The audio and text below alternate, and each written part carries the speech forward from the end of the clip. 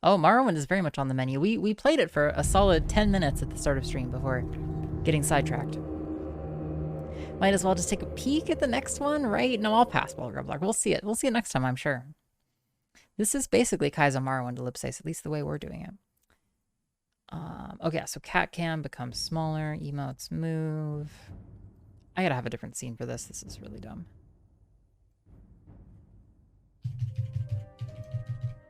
Okay.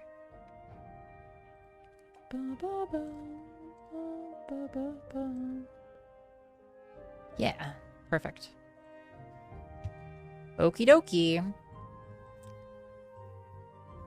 Oof, okay. Now time to cleanse our palates of that Mario nastiness. Ugh. Wash our mouths out. Oh wow, it's 11, actually. Why does it say I'm only alive for 2? No, it's 10. It's almost 10. I'm just actually misreading my clock entirely. What is this about? Our doors are always okay. open. Yeah, welcome back, everybody. Thank you, everybody, for hanging out as we play Morrowind. If you don't recall, we have our lovely list of... Oh, not that. We have our lovely list of books, which looks like this. Our lovely list of books read in Morrowind as we work to read all of the books in Morrowind, in fact. Yeah. Anyway, buckle up. So as we do that, we're in Balmora. Did I miss the Kaizo? Yeah, it's over. It's done with, DM. Never again. Never ever again. Easy game, Sarfring. It is that castle, really? Mangar, so you're saying we've already beaten it? Oof, okay. Well, thank you again, Delta, for redeeming Play a Kaizo level. We did it. So now we can come back and talk to these friends. We have talked to you. So where were we? I was just talking about where we were in Morrowind. So we're in one of the first kind of bigger towns of the game. We did start with Quickie World 2, in fact, DM. We beat Quickie World 2, and now we're working on Quickie World 1. But Quickie World 2 was great. It was a lot of fun. iios, you look like you have something on your mind. Background? I am Vedusa Sathrion, scout. What's it to you? Caldera? Caldera is a recently chartered imperial town and mining corporation. The Caldera Mining Company has been granted an imperial monopoly to remove raw ebony from the rich deposits here. Caldera has the appearance and flavor of a western imperial town. Foyada Mamea. Foyada Mamea. I could swear I've read this. I'm going to say that we have. Foyada. Foyada means fire river in the native Ashlander language. The deep, ash-dark ravines which run down from the Red Mountain volcano are called Foyada. The lava from Red Mountain is very fluid and it runs almost like water, and during an eruption, fire rivers run down the mountain, clearing the ravines of vegetation. Because they have good footing, are clear of brush, and run long distances, we use them like roads when traveling over land. You were like practically sweating trying to get that exit before me. I was so close still. I was so close a couple of times, and then I regressed. And well raced, Delta, well raced. Ghost Gate is the stronghold on the south slope of Red Mountain that guards the only passage through the Ghost Fence and into the blighted region of Red Mountain. Guild Guide. A Guild Guide is a spellcaster of the Mages Guild who provides magical transport for a small fee. You can only travel from one Mages Guild to another, but it is the fastest way to travel between Vivec, Balmora, Eldrune, Caldera, and Sadrith Mara, the Blight. The Blight is a sickness you get from being outside during ash storms. The sickness comes from Red Mountain. It makes normal creatures into terrible monsters, Ashlanders. Ashlanders are the nomadic Dunmer barbarians of the Morrowind wastelands. They live in camps of small mobile huts, herding guar and hunting wildlife for meat and hides, okay? Outlander, what do you want? Nothing. Marasa? I guess we've talked to Marasa. I'm trying to figure out, are we... I feel like I recall last stream coming down these stairs. I feel like we started up here. This was the entrance. Yeah, and then we came down here. Tell your friends about this place. Tankard. Outlander. So then over here is a room door? Well, okay, I guess we'll sneak and we'll search. I guess we take it all. We're low on... Yo, wow, 5 brandies? That's really good. So we're generally low on resources here. And as a result, we're taking to theft. Which is quite dicey, actually. It's quite difficult. Maybe we can steal up here with this person. So there's a little symbol on the bottom left that tells us if we're hidden or not. I have you. Die, Fetcher! Is the end of you, switch? Okay, but apparently it doesn't really tell us... It doesn't really tell us that we're hidden. It just tells us if we're attempting to sneak. Okay, well now we know. Hey, friend. Your trade.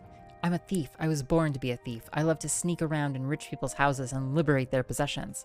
I enjoy puzzling out the security provisions on doors and chests, thrilling to the challenge and suspense of picking locks and disarming traps. I can sell you the tools of the trade, the lockpick and the probe. I can train you to be a better thief yourself, but you must make a generous contribution to my retirement fund. Okay, so she has a bunch of picks and stuff. We have a bunch of them, though. I'm listening. Was there anybody up here who we talked to who had stuff to barter? Barter.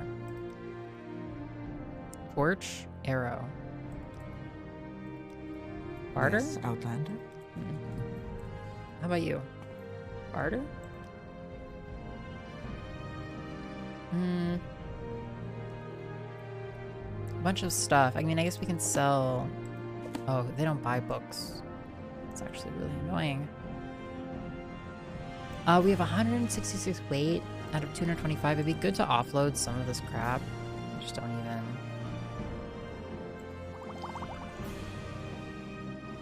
Swift swim, whatever.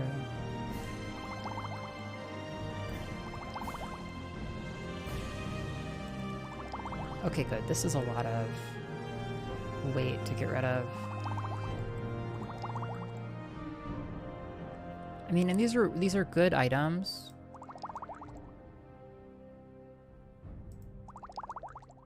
By and large. Offer. Goodbye. Okay. All of the potions, I think potions are like one of like the major sources of power in Morrowind. Yes, Outlander? Potions and spell, like Yes, spell madame. customization. What is it? Thank you. In the sense that lock level 75, in the sense that you can highly customize potions and you can highly customize lock level, or I'm sorry, you can highly customize spells to really break the game essentially. Yes, Outlander? Okay, well we can't go in there. Ham, you're like a wet blanket that's wet with cold egg whites. Oh, sounds awful. Our doors are always open. Wet pigs in a blanket sounds even worse, to be honest. Can we talk to you too? And you can repair stuff. Our stuff is repaired. And then you sell iron and steel and some repair stuff. Journeyman and apprentice hammers. Do we have one? I kind of feel like we should get...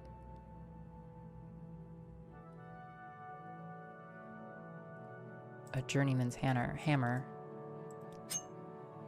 Offer. Okay. Well, now we have that. Okay, we are back outside. I'm just a cold, wet piece of ham. Yum. Everybody loves a cold cut ham. Okay, we're in Balmora. We've searched a couple of buildings. All things being equal, it's midnight. I guess let's see what other doors are open. So we have this whole town to look through. What was that? Guards and stuff out at night. Hi, Rarain. I'm fine, thank you. What can I do for you? Latest rumors. The Halalu and Telvanni have been fighting over Ordirniran for years. You may speak. Cool. They reward creativity. Creativity breaks the game. Yeah, it's a funny kind of cycle that. But I do have the sense that like as soon as we can like amass enough money to craft a powerful enough spell. We'll just like... Hello friend, I'm Dralosa Athrin. Welcome to Balmora. If you have a question, I'll be happy to answer it, or try anyway. And if it's just a little advice you'd like, that's fine too. Dagoth Ur. Dagoth Ur is the evil immortal enemy of the Tribunal Temple cult. The temple holds Dagoth Ur and his hosts accountable for all the evils that beset the Dunmer and Morrowind. Dagoth Ur dwells in fiery caverns beneath Red Mountain, served by his kin, called Ash Vampires, and by legions of deformed monsters. Vampires? The Dunmer hate necromancy and the undead, and hate blood vampires in particular. Blood vampires are powerful undead creatures that feed on humanoid blood. The vampire curse is contracted from disease-contaminated blood. Victims of vampire attacks sometimes become vampires. There is no known cure for vampirism but the destruction of the vampire. Ash vampires are not blood vampires. Though both are powerful, immortal undead, ash vampires do not feed on blood and have no connection with blood vampires. Morrowind lore. Red Mountain is a terrible place. Dagoth Ur, the Ash Vampires, and his foul host live there. Only the Ghost Fence keeps Dagoth Ur from sweeping across Morrowind and killing everyone. Your trade. I am a pauper, one of the humble small folk. I make my way in the world as best I can, laboring in the fields, kitchens, and factories of the great house lords. When times are good, I live well enough by my own work. When times are hard, I live by the grace and generosity of the clan, and by the charity and good works of the temple. I am no rude beggar. We are all educated in the temple, free of charge, and it may be I can teach you something of Morrowind lore, okay? Necromancy. Our traditional practice of ancestor worship is not necromancy. Only ignorant outlanders could mistake our sacred rituals for the vile sorceries of necromancers. Red Mountain. Red Mountain is the great volcano in the center of Vardenfell Island. The crater of Red Mountain is called the Dagoth Ur region, where Dagoth Ur and his evil servants dwell. The Tribunal built the Ghost Fence around Red Mountain to imprison Dagoth Ur and his servants, and to protect Morrowind from the blight storms that issue from Dagoth Ur's craters. Latest rumors. I heard the East Empire Company was fed up with House Lalu, and we're looking for another source of ebony. Okay, cool. Okay. Yes, Well, thank you, everybody. Until next time, when we watch... I don't understand the dance. What is there to understand 10-minute longs? Welcome back. Welcome back to Morrowind, the actual content of the stream. Thank you all for hanging out. The original TikTok dance. Yeah, I love when my therapist cures me by having me yell, I am not depressed! Well, that's what, yeah, that's what what's-his-face did. Sigmund Freud. I would like to steal, I'm gonna get caught. And there's nothing good here. Okay, that's actually pretty good.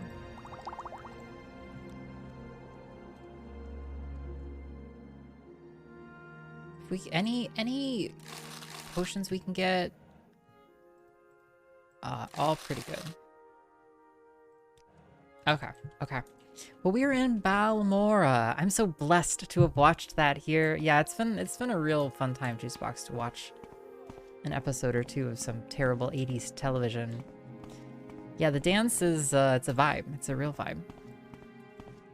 As friend of the stream Shindig says though, we live in a vibe-based economy. Mr. Mighty Mouse has some nice words to say about Cool. another chatter. Let's listen. Let's Pixel listen. Ninetales is exceedingly attractive. Oh my. Act up.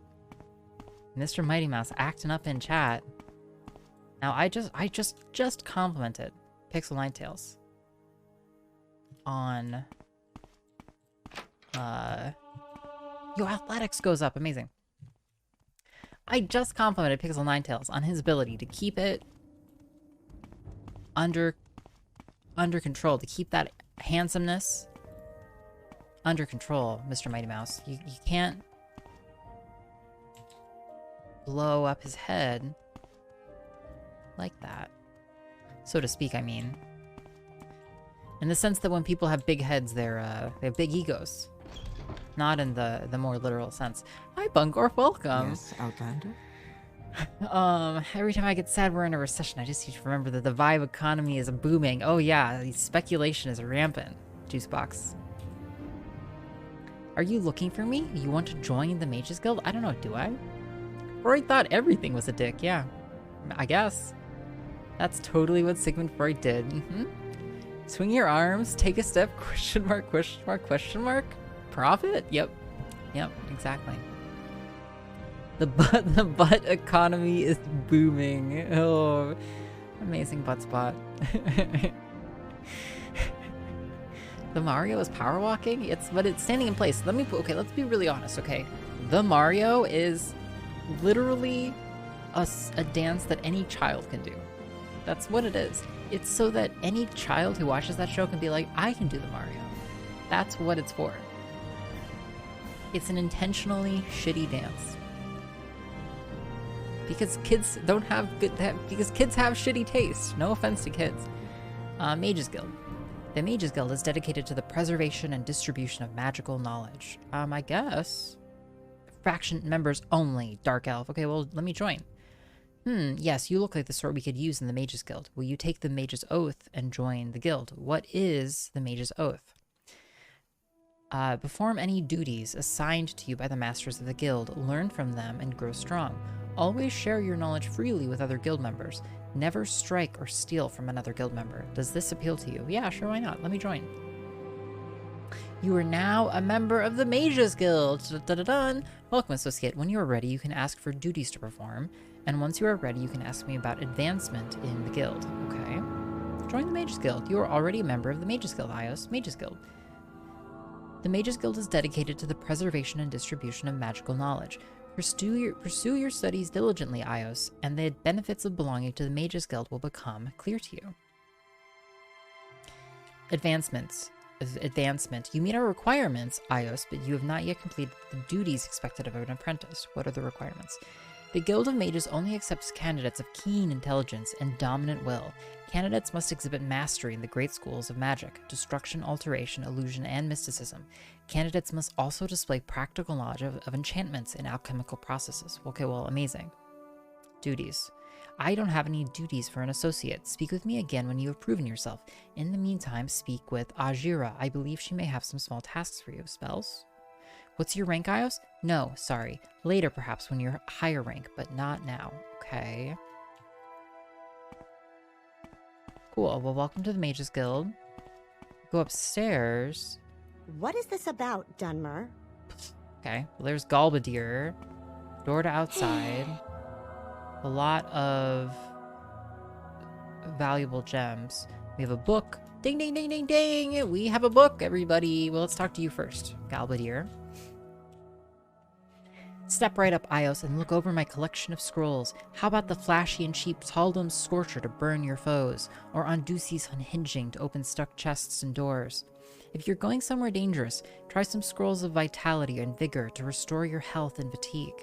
If you're in real trouble, you'll want Almsevi Intervention or Divine Intervention to transport you instantly to the nearest temple or nearest Imperial Shrine. Background. I am Galbadir, enchanter and journeyman of the Mages Guild. Tell me about soul sickness.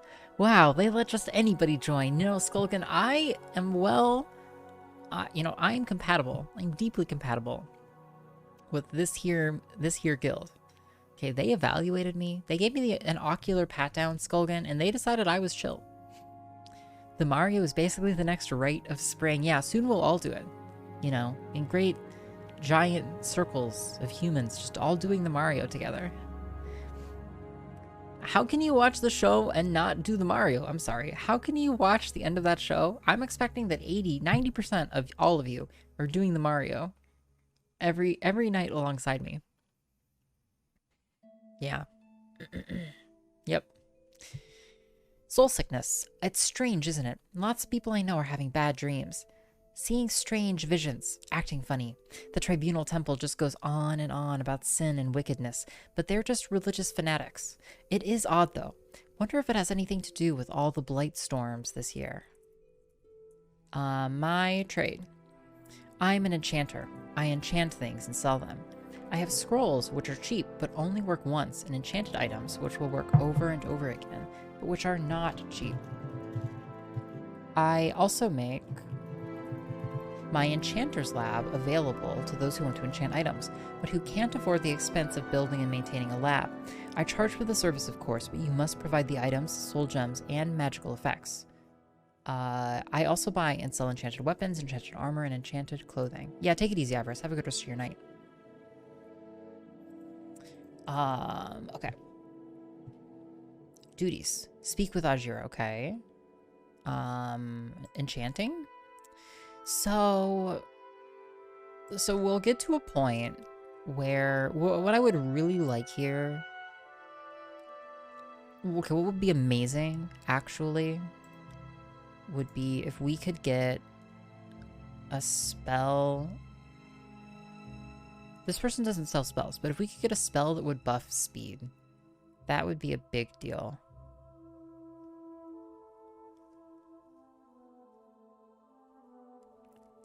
Yes, it would. A Blessed Shield. A Saint's Shield. Value 15,000. Amulet of Stamina. See, but I feel like these get used. You have to use them, actually. Right? So is that even that helpful? Grand Soul Gem, Winged Twilight, value 60,000.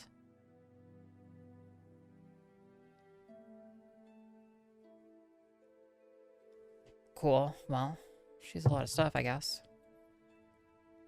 Training? I mean, and it's not like I can just steal from these people, right? Like...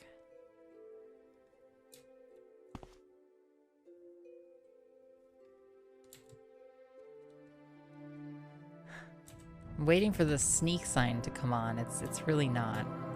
It's really not happening. Origin of the Mages Guild. Origin of the Mages Guild. Amazing. Origin of the Mages Guild. Big. Okay, one second. I gotta do it over here, actually. 137. Bing. Wow. Amazing. Progress. Okay. Getting there. Yo, hey, Sergeant Neely, welcome. The Origin of the Mages Guild by the Archmage Solarth. The idea of a collection of mages, sorcerers, and assorted mystics pooling their resources and talents for the purpose of research and public charity was a revolutionary concept in the early years of the Second Era. The only organization then closest in aim and structure to what we know today as the Mages Guild was the Psijic Order of the Isle of Artaeum. Hey, welcome, Sergeant Neely. Yeah, it's great to have you. We're still pretty early in the game, really. At the time, magic was something to be learned by individuals, or at most within intimate covens. Mages were, if not actually hermits, usually quite solitary. The Psijic Order served the rules of Somerset Isle as counselors, and chose its members through a complex, ritualized method not understood by outsiders. Its purposes and goals likewise went unpublished, and detractors attributed the worst evils as the source of the Order's power. Actually, the religion of the Old Order could be described as ancestor worship, an increasingly unfashionable philosophy in the Second Era. When Vanus Galerian, a Psijic of Artaeum and student of the famed Iachesis, began collecting magic users from around Somerset Isle, he attracted the animosity of all. He was operating out of the urban center of Firsthold, and there was a common and not entirely unfounded attitude that magical experiments should be conducted only in unpopulated areas. Even more shocking, Galerian proposed to make magical items, potions, and even spells available to any member of the general public who could afford to pay. No longer was magic to be limited either to the aristocracy or intelligentsia. Galerian was brought before Iachesis and the king of Firsthold, Rylus XII, and made to state the intentions of the fraternity he was forming. The fact that Galerian's speech to Rylus and Iachesis was not recorded for posterity is doubtless a tragedy, though it does afford opportunity for historians to amuse one another with speculation about the lies and persuasions Galerian might have used to found the ubiquitous organization. The charter, at any rate, was approved. Almost immediately after the guild was formed, the question of security had to be addressed.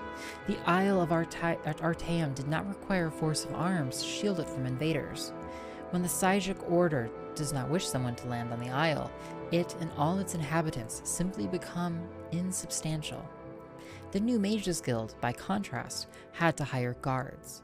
Galarians soon discovered what the Tamrielic nobility has known for thousands of years. Money alone does not buy loyalty. The Knightly Order of the Lamp was formed the following year.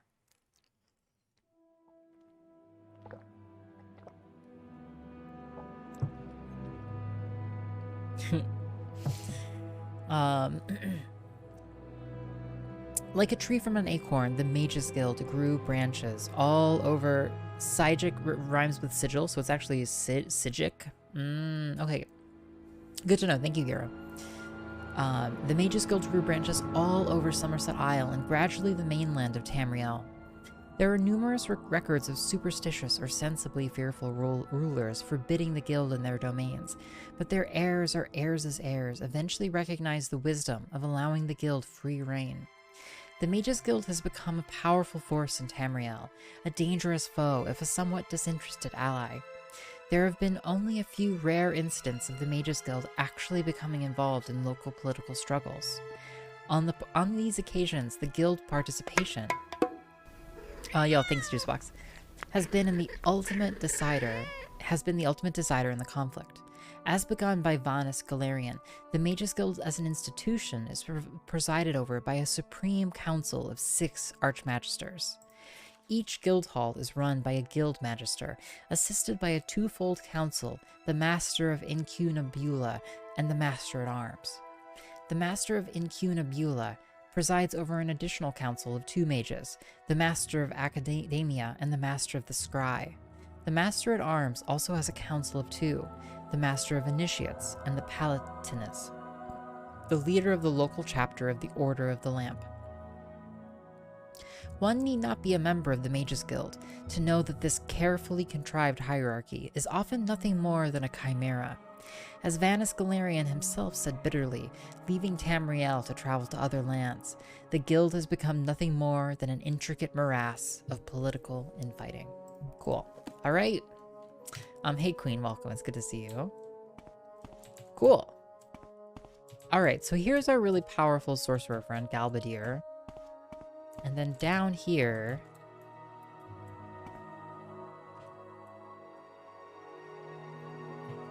can we? I think so. Okay.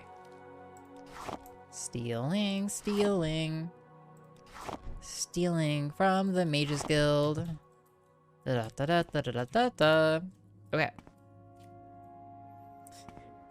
Are there any legalities around me just reading books on stream? Yeah, like books are copyrighted and renditions of books are, you know, like it's rendition of a copyrighted work. So you couldn't just sit here and just like read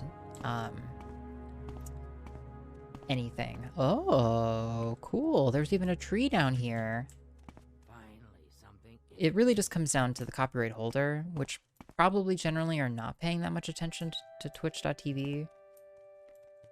But May your battle show only victory, friend. Thanks, Sharn Gramazgob. Tell me more. I cannot think with all these interruptions. Please leave me alone. Latest rumors? Ajira made a bet with Galbadir about who would get to the rank of journeyman first. I hope it doesn't end with more flame Atronax in the guild library like last time. Tell me more about this bet. It doesn't surprise me. Necromancy. In the Empire, necromancy is a legitimate discipline, though body and spirit are protected property. It may not be used without permission of the owner, but in Morrowind the Dunmer loathe the necromancers and put them to death. That's absurd, of course, since the Dunmer summon their own dead to guard tombs and defend the family. Sacred necromancy is righteous, while philosophical necromancy is evil. It's primitive superstition, that's all. Yeah, we read A Christmas Carol, actually, by Dickens on stream a L2 year and a half ago. underscore Rain has an extra Thank special you, video Delta. for us to watch. Thank you so much for this lovely video. I do love me some roller coaster rides. I sure do. Thank you, Internet. Thank you, Delta Rain, for sharing. So exciting. To take fun roller coaster rides. That was a butt. It was a butt, wasn't it? You used to live very close to Kings Island. Nice, Queen. Does that mean you went a lot or never at all? Yeah, G-Spikes, weren't they fun?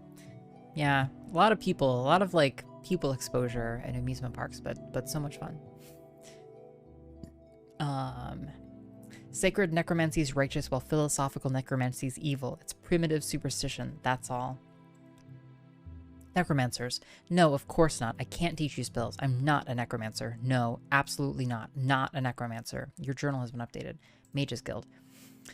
A rat's nest. Unsound practices. Slipshod scholarship. Politics. Lame brains and lunatics. But essential for research. And worthwhile for the discounts on services, if nothing else. Moraine Dren here. She's not so bad. Good intentions. And Edwina Elbert over in Aldrune. Interesting projects. A bit out of touch, perhaps, but sound and sensible. Poop! I gotta sleep. Yo, take it easy, Juicebox. Thanks for hanging out. Great to have you. So you have a bunch of potions for sale. And then can train me in restoration even, which is nice, actually. It's really nice. Strong resist is good. Cure common disease is also really potentially good. Fifth barrier. Dispel. A really cheap heal over time, which we'll take. Is Feather like Slowfall? Kind of curious. Okay. Well, we can source more money, and I have a lot of stuff I could sell to get a couple of more spells. I think having Cure Common Disease would be really nice. Oh. Well, here we are. Feather reduces the weight you are carrying. Interesting, okay. We found a couple of books. They're called A Brief History of the Empire. And wouldn't you know it, lucky us? That's some books we haven't read yet. So why don't we, here, one second, let me mark these down. Okay, and we will start reading. Yeah, so my list doesn't have all of these broken out into like their proper names. Brief History of the Empire, space V space 1. Yeah.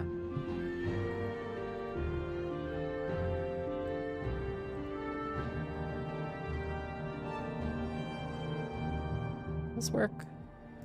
Hey, it does. Okay.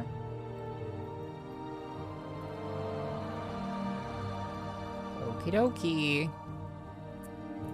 Well, let's get to it, everybody. A Brief History of the Empire, Part 1. Yo, hey, welcome, Josh Jitsu. By Stronak Cathaj III, Imperial Historian. It's a weird name. Yeah, Featherfall would be my association usually with it. That's interesting, though, so you could use Feather to, like, pick up some really big stuff, and then, like... There's no fast travel, though, so, like, you'd have to, like... You'd just be casting Feather over and over. See, what I really need to figure out is, like, what are our methods of restoring magicka? Outside of waiting. That's one thing I need to figure out. Like, is magicka just, like, a totally finite resource, or do we have, like, some mechanical way of restoring it, or, like... These are rhetorical questions, by the way. FYI, everybody. These are rhetorical questions. You don't drain fatigue as fast. Interesting. It is interesting to have some of these details. That being said, they are rhetorical questions, and we will rather run headlong into the mechanics than Didn't talk about them too much before we've actually encountered them in game. No, Sergeant Neely, you're all totally fine. No, you're all totally fine. Trust me. There's some gray area right between like see, but I just don't know. It's like, what does the game inform you versus like what's interesting. One interesting thing about reading the books is like they've revealed aspects of gameplay that are not expanded on as much anywhere else. And so like one of them was like the shrines and what the shrines do. So I'm curious if Feather will eventually be defined within the game itself. But we'll see. Before the rule of Tiber Septim, all Tamriel was in chaos. The poet Trasis called that period of continuous unrest days and nights of blood and venom. The kings were a petty lot of grasping tyrants who fought Tiber's attempts to bring order to the land. But they were as disorganized as they were dissolute, and the strong hand of Septim brought peace forcibly to Tamriel. The year was Second Era 896. The following year, the Emperor declared the beginning of a new era. Thus began the Third Era, Year Aught. For 38 years, the Emperor Tiber reigned supreme. It was a lawful, pious, and glorious age, when justice was known to one and all, from serf to sovereign. On Tiber's death, it reigned for an entire fortnight, as if the land of Tamriel itself was weeping. The emperor's grandson, Pelagius, came to the throne. Though his reign was short, he was as strong and resolute as his father had been, and Tamriel could have enjoyed a continuation of the Golden Age. Alas, an unknown enemy of the Septim family hired that accursed organization of cutthroats, the Dark Brotherhood, to kill the Emperor Pelagius I as he knelt at prayer at the Temple of the One in the Imperial City. Pelagius I's reign lasted less than 3 years.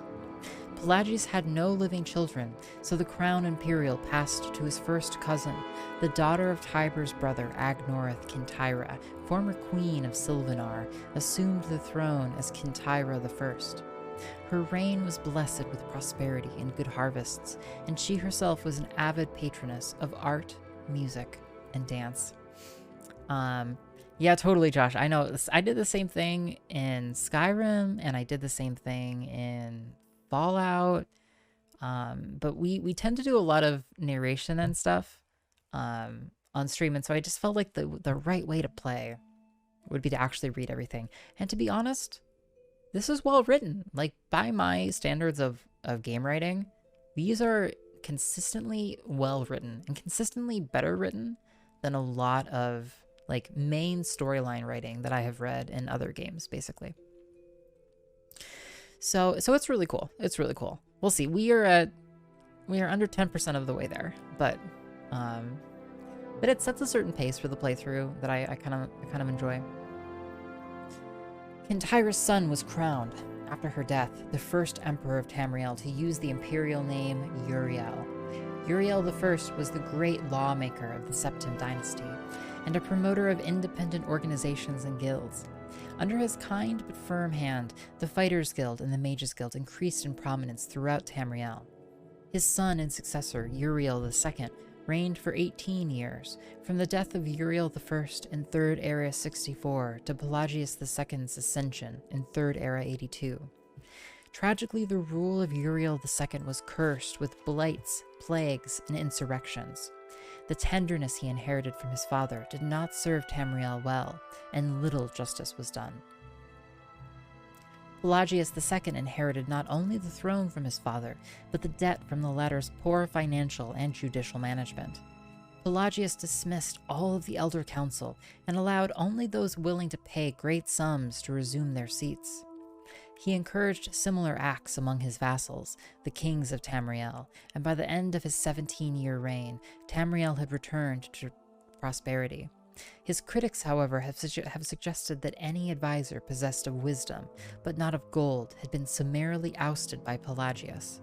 This may have led to some of the troubles his son Antiochus faced when he in turn became emperor. Tut tut, Cully, yes, they should have had somebody watching those books.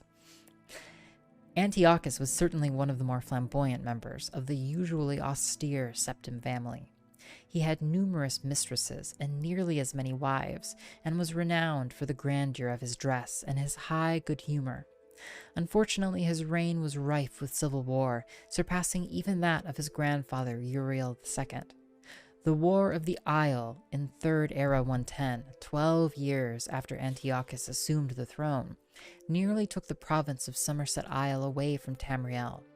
The united alliance of the kings of Somerset and Antiochus only managed to defeat King Orgum of the island kingdom of Pyendonia due to a freak storm.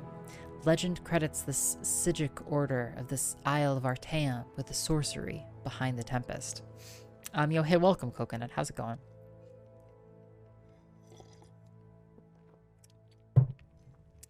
The story of Kintyra II, heiress to her father Antiochus' throne, is certainly one of the saddest tales in imperial history.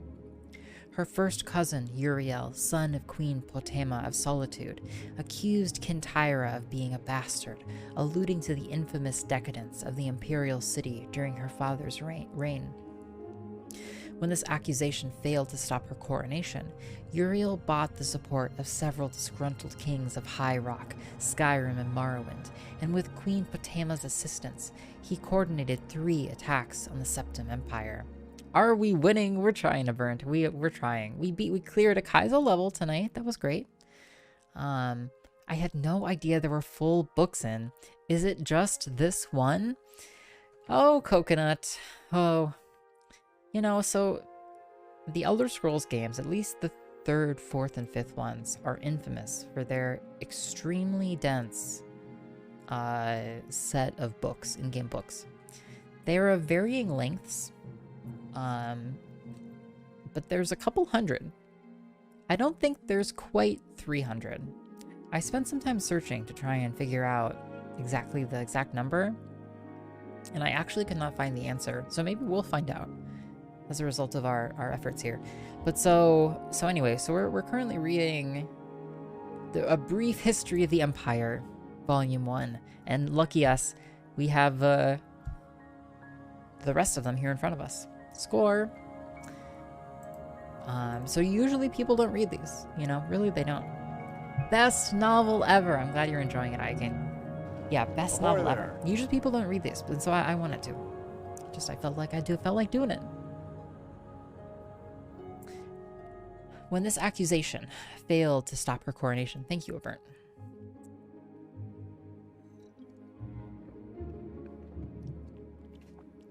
Yes, Uriel bought the support of several disgruntled kings, and he coordinated 3 attacks. Okay.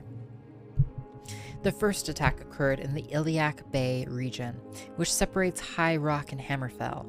Kintyra's entourage was massacred, and I know, Delta, and the Empress was taken captive. For 2 years, Kintyra II languished in an imperial prison, believed to be somewhere in Glen Point or Glen Moral. Before... Yo, thanks, Claire. Cheers.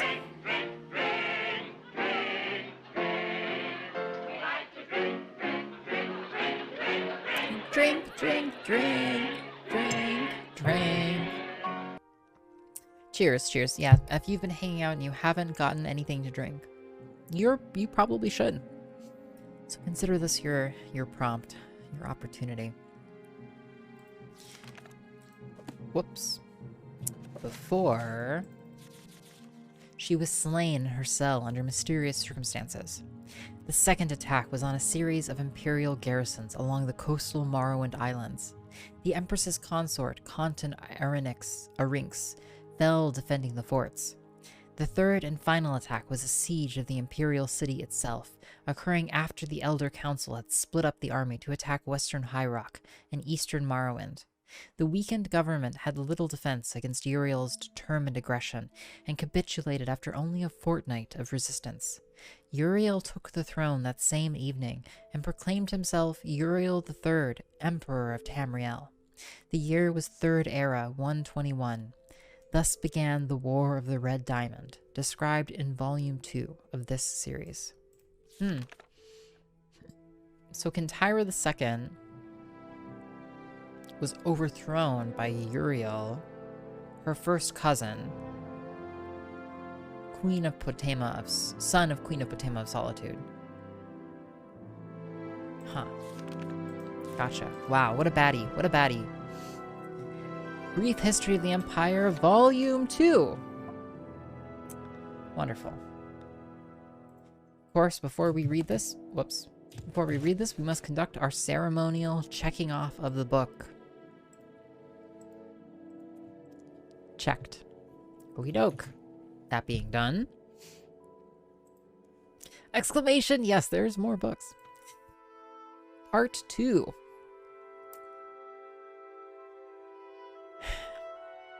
A Brief History of the Empire, Part 2, by Stronach Cathaj III, Imperial Historian. Volume 1 of the series described in brief the lives of the first 8 emperors of the Septim dynasty, beginning with the glorious Tiber Septim and ending with his great-great-great-great-grandniece, Kintyra II. Kintyra's murder in Glenpoint while in captivity is considered by some to be the end of the pure strain of Septim blood in the imperial family. Certainly it marks the end of something significant. Me? Sigh? Never.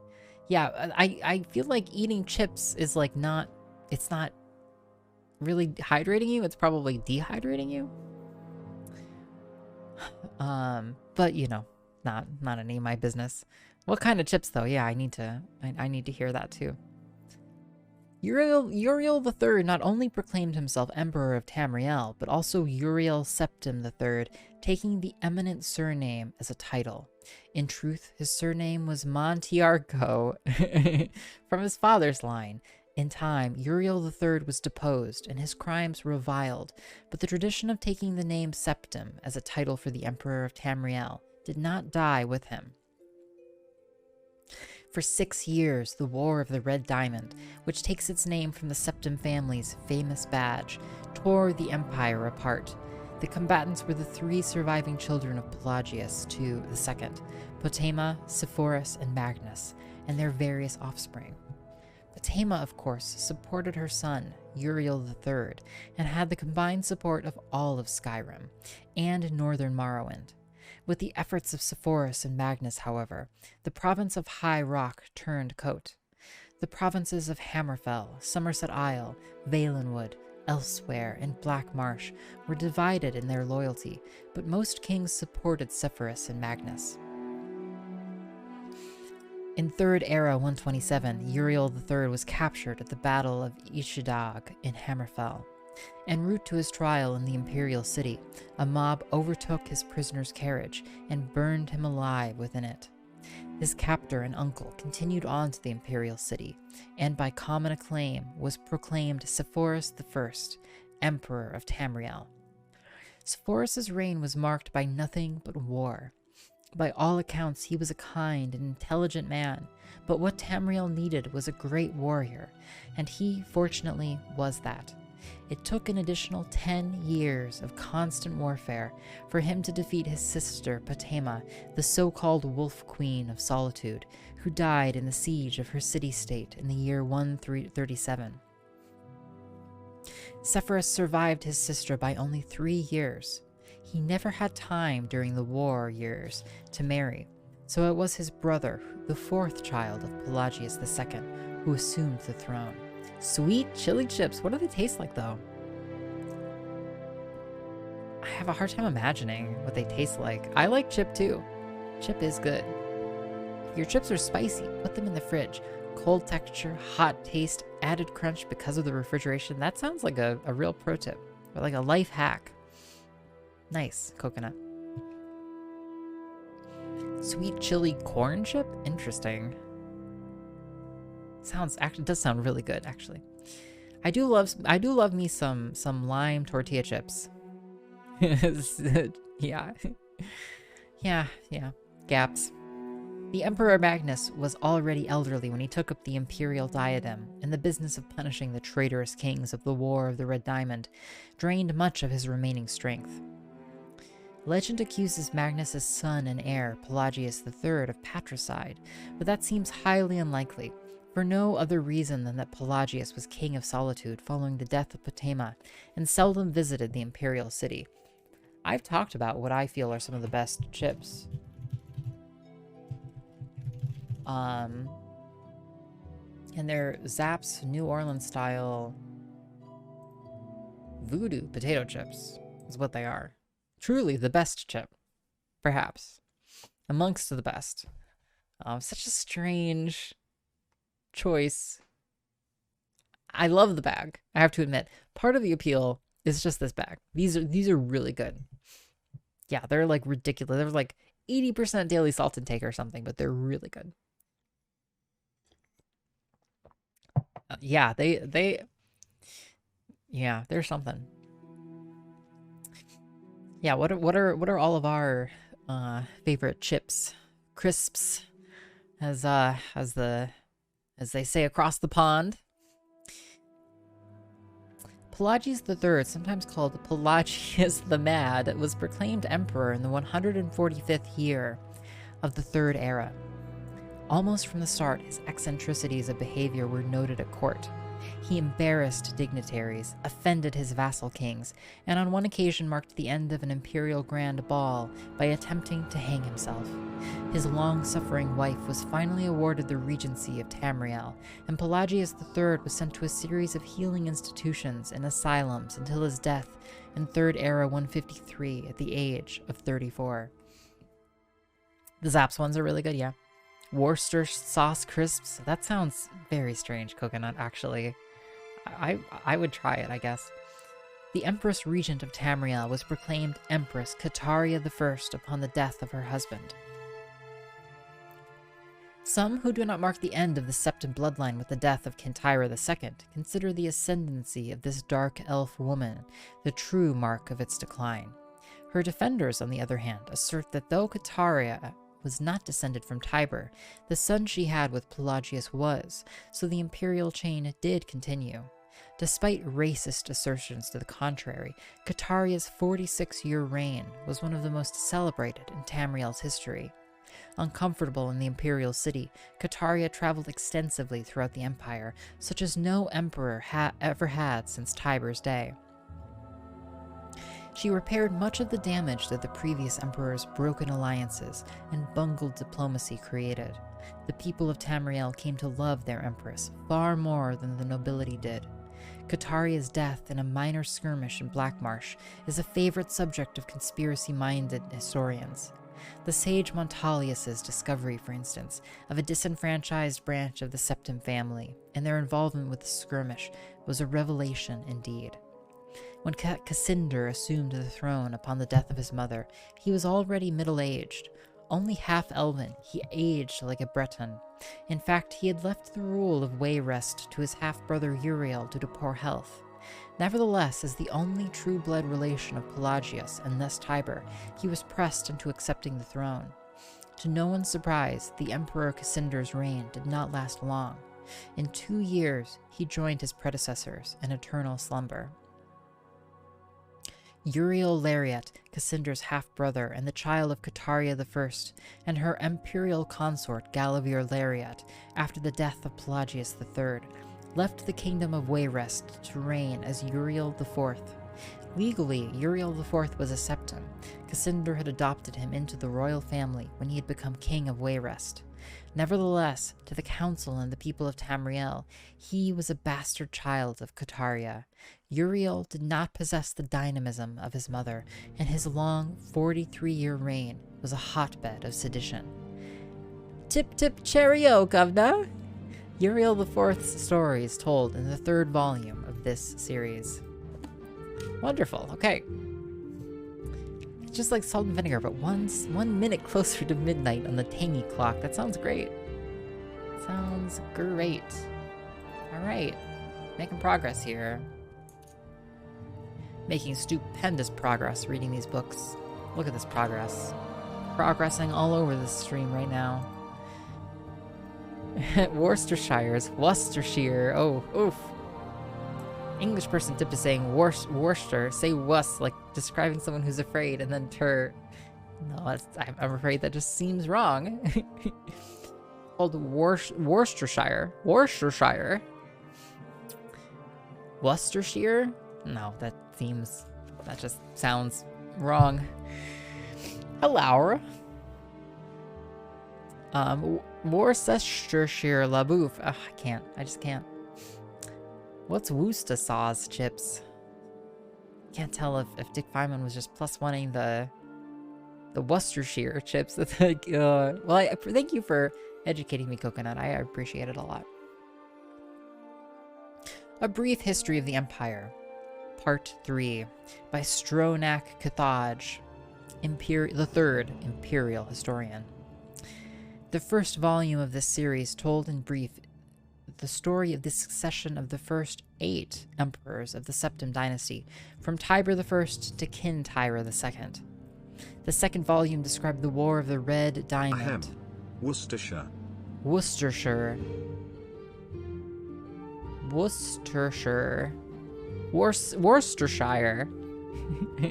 I hate to break the stereotypes, so yes, I ate crumpets yesterday, but I don't like tea. I'm just imagining you, Coconut, with one pinky in the air as you type these messages. At the end of, the second volume described the War of the Red Diamond and the 6 emperors that followed its aftermath, from Uriel III to Cassinder I. At the end of that volume, it was described how the Emperor Cassinder's half-brother, Uriel IV, assumed the throne of the Empire of Tamriel. It will be recalled that Uriel IV was not a septim by birth. His mother, though she reigned as empress for many years, was a dark elf married to a true septim emperor, Pelagius III. Uriel's father was actually Cataria I's consort after Pelagius's death, a Breton nobleman named Galavir Lariat. Before taking the throne of Empire, Cassinder I had ruled the kingdom of Wayrest, but poor health had forced him to retire. Cassinder had no children, so he legally adopted his half-brother Uriel and abdicated the kingdom. God, you know, what is it called when you inherit, like, power through, like, bloodlines? This is so weird. You adopt your half-brother as your child so that you can give them your life rights and shit? This just bends the whole nature of what it should be about, you know? Either do, you know, like, bloodline-based, you know, hand-me-downs, or don't. I don't understand, you know? Winning the blood lotto, apparently. You know, I should just ask, you know, Queen Elizabeth to adopt me as her oldest son, and then I'll, you know, win at the blood lotto. You know?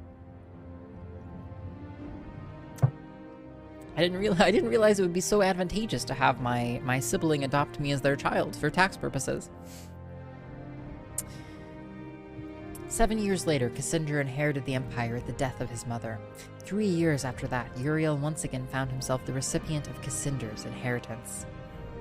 It's true, all English people constantly have a pinky in the air, like so. Those born without pinky fingers are put onto boats and sent away. That's how Australia happened. Oh, that explains so much, Coconut. No fanciness down under. Uriel IV's reign was a long and difficult one. Despite being... oh, and also, welcome back, Remember Bender. How's it going? Despite being a legally adopted member of the Septim family, and despite the Lariat family's high position, indeed, they were distant cousins of the Septims, few of the Elder Council could be persuaded to accept him fully as a blood descendant of Tiber.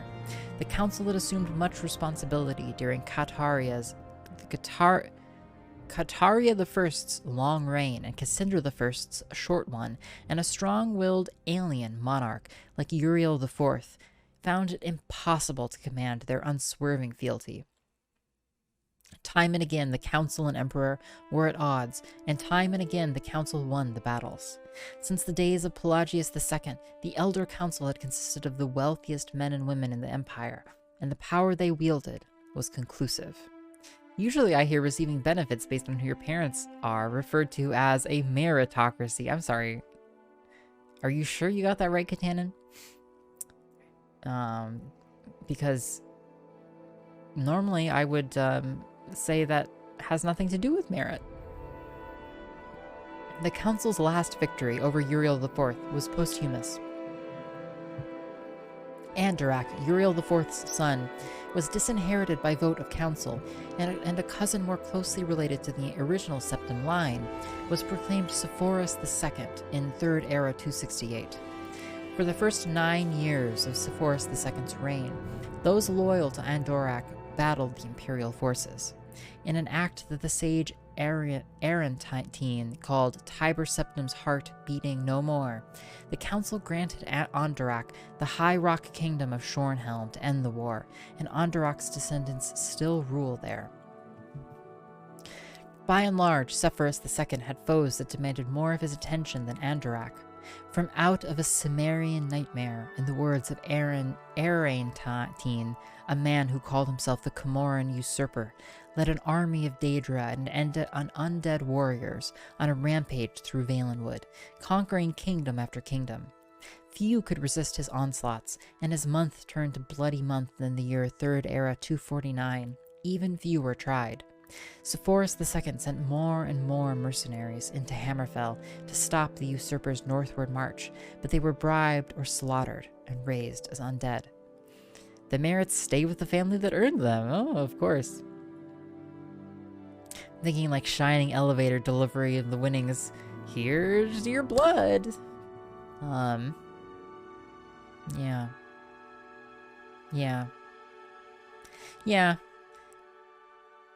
Yeah, it's really more of a DNA lotto, right, than a blood lotto. Like, it's not really, you do very little sharing of blood with others, right? Usually you keep your blood to yourself. The story of the Comoran usurper deserves a book of its own. It is recommended that the reader find Palauix Ilthras, The Fall of the Usurper, for more information. Can we find that? Bullshit, we can. Wow, game sucks. In short, however, the destruction of the forces of the usurper had little to do with the efforts of the emperor. The result was a great regional victory and an increase in hostility toward the seemingly inefficacious empire. Uriel V, Sepphoris II's son and successor, swiveled opinion back toward the latent power of the empire. Turning the attention of Tamriel away from internal strife, Uriel V embarked on a series of invasions, beginning almost from the moment he took the throne in 3rd Era 268. Uriel V conquered Roscrea in 271, Cathnoque in 276, Yeneslia in 279, and Esroniet in 284. In 3rd Era 288, he embarked on his most ambitious enterprise, the invasion of the continent kingdom of Akavir.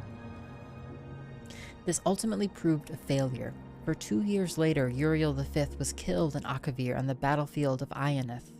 Nevertheless, Uriel V holds a reputation second only to Tiber as one of the 2 great warrior emperors of Tamriel. The last 4 emperors, beginning with Uriel V's infant son, are described in the 4th and final volume of this series. Your grandparents owned a pinky finger prosthetic shop. We try. You're doing your duty, Holly. To right all of the wrongs.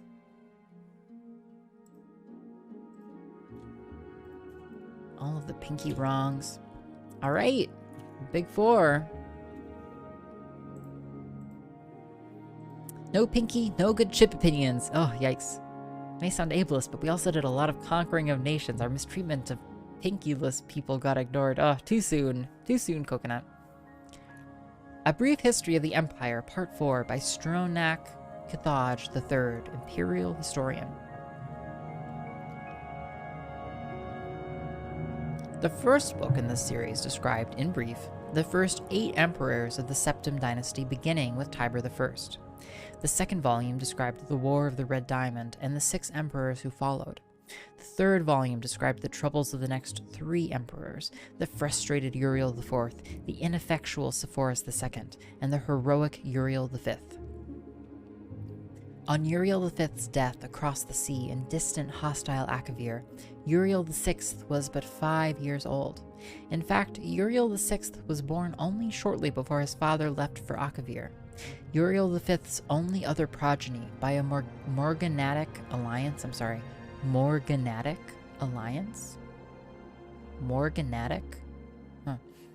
were the twins Morahatha and Eloisa, who had been born a month after Uriel V left. Uriel VI was crowned in the 290th year of the 3rd Era. The imperial consort Thonica, as the boy's mother, was given a restricted regency until Uriel VI reached his majority. The Elder Council retained the real power, as they had ever since the days of Kataria I. The council so enjoyed its unlimited and unrestricted freedom to promulgate laws and generate profits that Uriel VI was not given full license to rule until 307, when he was already 22 years old. He had been slowly assuming positions of responsibility for years, but both the council and his mother, who enjoyed even her limited regency, were loath to hand over the reins. By the time he came to the throne, the mechanisms of government gave him little power except for that of the imperial veto. This power, however, he regularly and vigorously exercised. By 313, Uriel VI could boast with conviction that he truly did rule Tamriel. He utilized defunct spy networks and guard units to bully and coerce the difficult members of the Elder Council. His half-sister, Morahatha, was, not surprisingly, his staunchest ally, especially after her marriage to Baron Ulfa Gerson of Winterhold brought her considerable wealth and influence.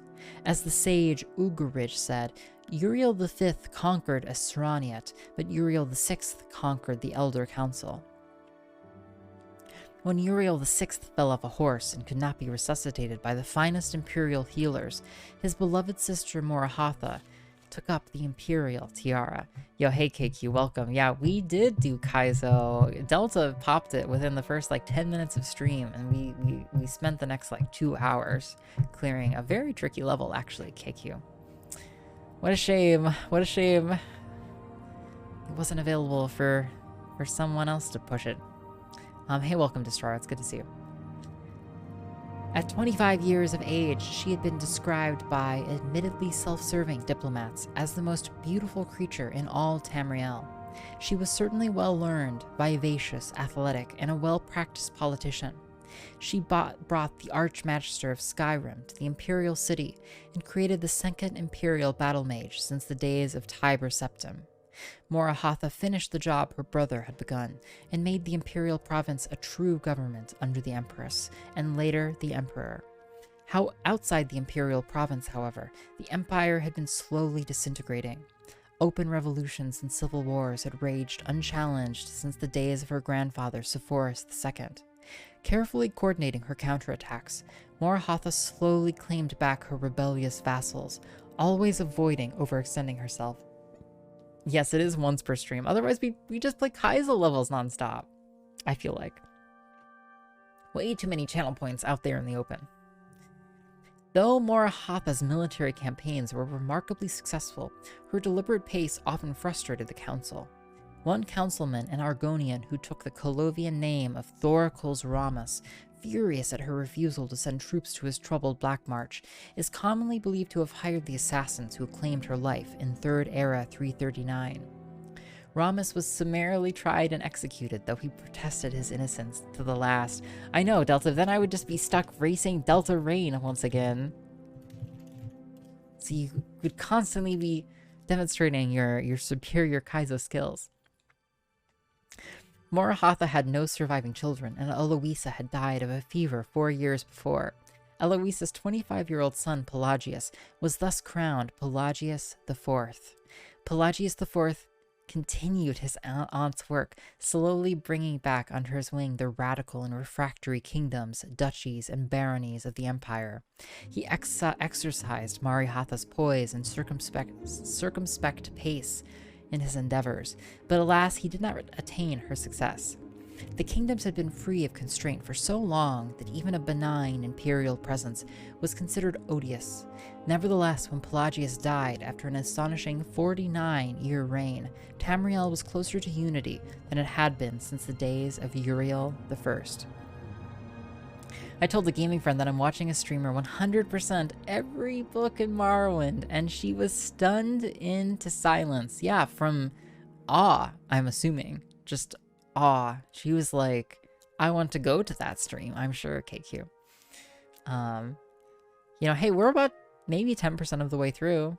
Maybe. Yes, truly a queen among streamers. Our current emperor, His awesome and terrible majesty Uriel Septim VII, son of Pelagius IV, has the diligence of his great-aunt Morahatha, the political skill of his great-uncle Uriel VI, and the military prowess of his great-granduncle Uriel V. For 21 years he reigned and brought justice and order to Tamriel. In the year Third Era 389, however, his imperial battle mage Jagar Tharn betrayed him. Uriel VII was imprisoned in a dimension of Tharn's creation, and Tharn used his sorcery of illusion to assume the Emperor's aspect. For the next 10 years, Tharn abused imperial privilege, but did not continue Uriel VII's schedule of reconquest. It is not yet entirely known what Tharn's goals and personal accomplishments were during the 10 years he masqueraded as his liege lord. In Third Era 399, an enigmatic champion defeated the battle mage in the dungeons of the Imperial Palace. Is this the second game or the first game? This is a story from one of the games, it must be. And freed Uriel VII from his other dimensional jail. Since his emancipation, Uriel Septim VII has worked diligently to renew the battles that would reunite Tamriel. Tharn's interference broke the momentum, it is true, but the years since then have proven that there is hope of the golden age of Tiber Septim's rule, glorifying Tamriel once again. Close! Okay. Okay, so that brings us up to 25 books read. Let me just update my title. 25 books read. That is maybe 10%. I'm glad. I'm really glad, Yarrow, and everybody else. I'm glad you're enjoying the content. It's a real pleasure. It's a pleasure to read. To be honest, the more that we read, the better the books get. I'm taking it.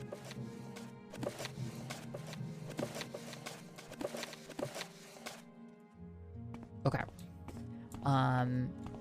You know, I've very rapidly fallen I could spare a moment into stealing stuff constantly, but we're so low on... Oh, look what I see over on that table. What do I see over there? What do I see over there? Good. Good, good, good. I think somebody said the word library, too. That sounds great. Greetings, citizens. Greetings, citizen singular. I'm Estirdelin. Welcome back as well, Sky High. Welcome to Balmora. We're a House Halalu town and loyal citizens of the Empire. What can I do for you? No, I talked to somebody about all of this stuff. I don't want to talk about abilities anymore. Agility. Yeah, I talked to somebody else about all of this bullshit. No offense.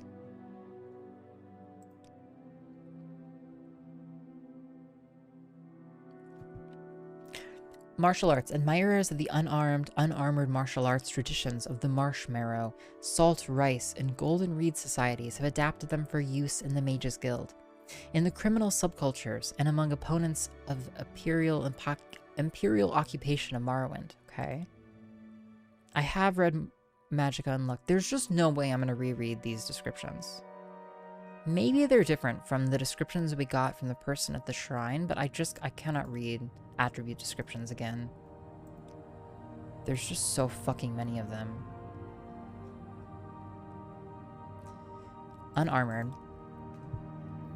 The unarmored discipline is the skill of avoiding or reducing injury during combat by evading, deflecting, or absorbing blows. This discipline is traditionally associated with the mystical martial arts disciplines of the Khajiit, but has been adapted in the West for use by mages whose spellcasting is adversely affected by encumbering armor and weapons. Okay, your trade. You haven't heard any Morrowind limericks yet? Surely there's a 999 limericks book hidden somewhere. Well, we'll have to find out. Only one way to find out, Collie. I am a mage. My study is the destruction and alteration of the visible and invisible world. I study magic for its pure intellectual challenge and rewards, but I am paid in gold for the practical applications of my knowledge. I defend myself with spells of the College of Destruction, and leap, swim, and levitate with the spells of the College of Alteration. I sell spells, and I am a spell maker who creates spells to your specifications. I can also teach you in my skills for a fee. Okay, Mages Guild. The Mages Guild is a professional organization chartered by the Emperor to promote study of the arcane arts, and it's where you go to find wizards for hire. Training, goods, and services are cheaper for members, and the guild stewards know where to find work. If you're thinking of making wizardry your profession, you should join and work your way up in the ranks. Look for guild halls in Balmora Aldrun, Wolverine Hall in Sidrith Mora, and the Foreign Quarter in Vivek. Okay, tell me some advice. When you take a job, you have to have the good sense to hold off until you're stronger if it seems too hard for you. Any rumors? People don't realize how deeply the Dark Elves resent the occupation. The real powers behind the Halalu Council, Orvas Dren and his Kamana Tong Syndicate, nurse those ancient resentments. They haven't a chance of challenging Imperial authority now, but if the stability of the Empire were threatened, for example, if the legions were recalled because of some problem with the Septum succession, Dren and the Tong might move openly to drive the Imperials out of Morrowind. I don't think anybody... Yeah, I don't think we talked about it, but it was interesting to see at the end of the 4th book of history, that section about the 7th Uriel or something, that seems really specifically like the plot of the 1st or 2nd game. Like, it must be that the plot, I'm gonna have to check now, the plot of the 1st or 2nd game has to be about freeing somebody, freeing the Emperor. I would guess Daggerfall.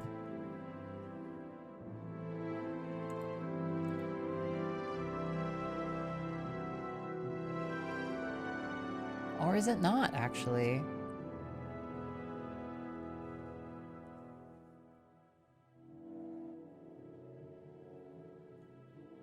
Maybe it's not. Maybe it's the first Elder Scrolls game.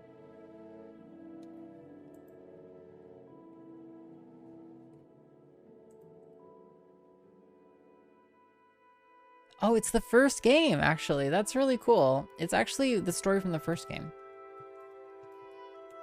I'm not sure anybody else cares about this as much as me right now, but I wanna show it, actually. Yeah. When Emperor Uriel Septim VII summons his advisor, an Imperial battle mage, Jagar Tharn. Yeah, so the first game's plot is what we were reading about there. Boy, that looks great. Doesn't it look great? Maybe one day we'll play, I'm sure it looks even better when I blow it up 300%. One day we'll play. Maybe. Cool, well now we know. It keeps weirding me out that this song in particular is one that Matt Mercer uses sometimes while jamming. That's really interesting, Austin. It just really like the track. Yo, Super Jank, holy fucking shit! The most delicious Part of the muffin is the top. My muffin top is all that. Oh, amazing, Jank. Amazing. My sweet hips, my sugar-coated berry lips. I know you wanna get with this, but I just here to dance. So back up off of me. You're weirding me out. I'm an independent lady, so do not try to play me. Oh, Jank. Does she know we went off the air 2 minutes ago? Yeah, tell me, Jank, tell me. I'm telling you, iios is as cracked as she is jacked. I saw Fuck her yes. at 7-Eleven the other day buying a book about cheese and a 6-pack of SCOI. I asked what the SCOI was for and she said it's to provide me with unimaginable power so I can absolutely dunk on these Morrowind books. Then she bigged out the door. I bigged right out the fucking door, Jank. And yeah, I remember. Yeah, I am as cracked as I am jacked. It's true. Yeah, fucking jacked over here. Jank, thank you so much for the 1,000 bits. Your bits give me immense power. Immense power. Casey, Casey, your bits give me immense power to continue. Wait, that's not That's, what is that? Casey, lol. Amazing. Big jacked in. Yeah. Yep. Right. Thank you, Jank. I hope you're having a great one. And I hope you're enjoying the reading. 1,000 big ones. At this rate, Jank, you're gonna unlock us a new bits emote. Yet another new bits emote for only you to use. Although I'm not sure. It would be like... Not sure if it's 150k would be the next one, maybe. Or are you at 1 million? No, you're at 100,000. Okay. Regardless, Jake, thank you again. Thank you so much. The Destruction discipline is the mastery of the spell effects of the College of Destruction. The Destruction spells harm living and undead creatures, and mages specializing in destruction are usually war wizards. So question actually, speaking of bits badges, we could do custom iios frog bits badges? Would that, I don't know. Would anybody care? I don't know. It's kind of a weird niche kind of product, but we could do some custom bits badges for iios channel. And I bring it up now, Jink, because it would you would have the coolest, best bits badge, Jink. So value for money. Destruction spells. Oh, fuck me. Okay. There are many common variants of destruction spells, not to mention the countless custom versions created by ambitious spellcasters. There are so many different destruction spells that it helps to divide them into 5 different classes of effects: elemental damage, attribute draining, attribute damaging, vulnerability, and disintegration. Yeah, I don't know. Yeah, should it be frogs or should it be whatever the opposite of a frog is? It could be May. It could be our May character. It could also be our...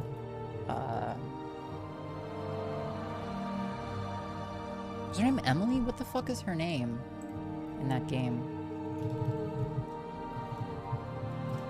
Is it E? It's Erica. Yeah, we could do Erica, or we could do May, or we could do... I don't know, those are all of our characters. We could do something else, something new? I don't know. Yeah, what is the opposite of a frog, though? Vulnerability.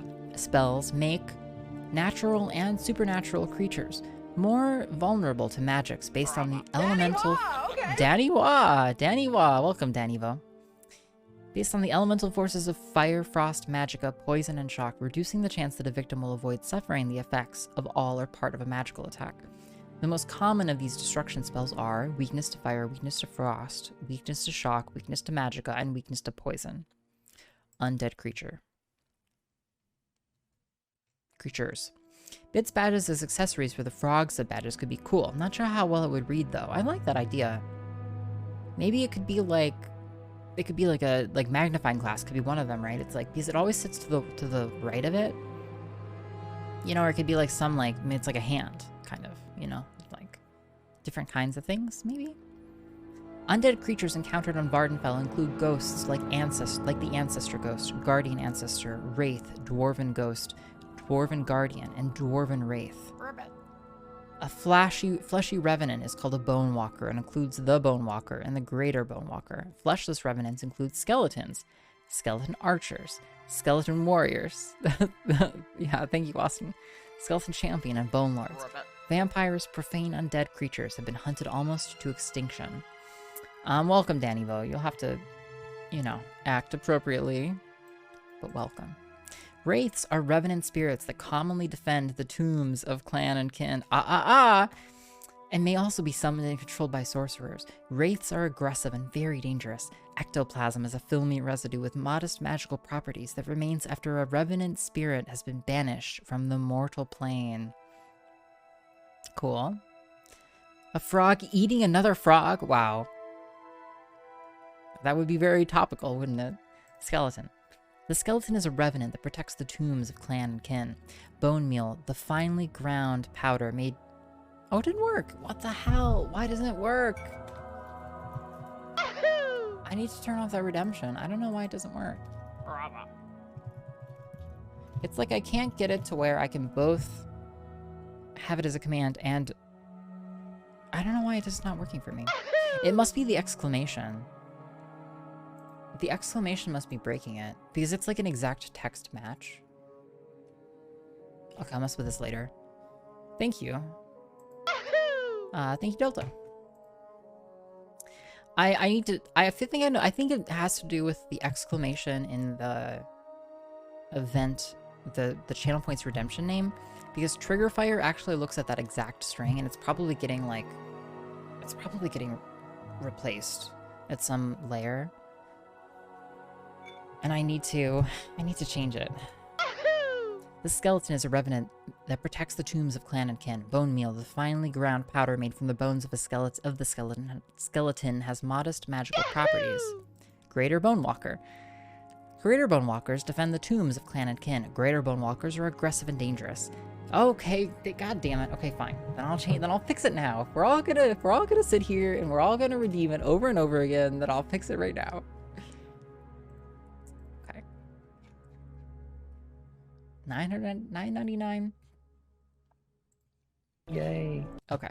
Now it is just like that. Over here. Okay, we go over, we do this. We log in there. You didn't make it for us not to redeem it. It's true. It's true. We remove that. Click save, we click save. We come down here. Right click properties. We refresh the cache. Okay. Okay. So now if we try it.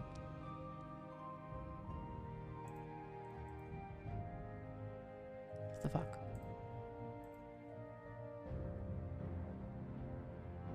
Yahoo. Thank you. What the hell?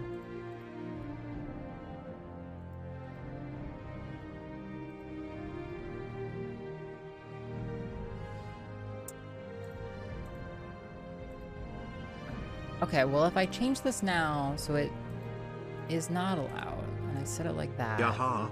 Yaha! True story, you know, I learned about Yahoo from Delta Rain. Delta Rain taught me about Yahoo. What the shit?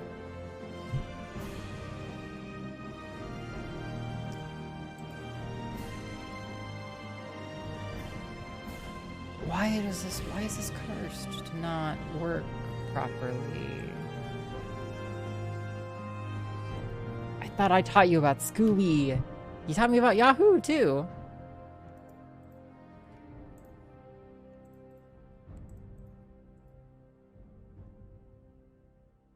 Or did I mess it up?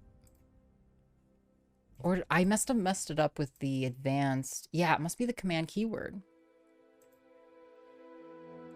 The command keyword must break it. So if I do this. Sorry, if it's not clear what I'm doing, I'm like clicking a lot of buttons on my side to try and fix this weird channel points redeem bug. Okay, so I can do that. So the actual issue there. Okay. So there I can make it work like a command. The actual issue is when I try and just have it be like the text detection. A dignified bitch. I don't know what the context there was. Oh, it was about Delta. Okay, yeah. Wow, Collie. Wow. Okay, so good news. That you've claimed the max amount available to you that will stock for you the next stream? What the fuck, Twitch? Give me 10 Yahoos per stream, please and thank you. Okay, that one works. I can do this too.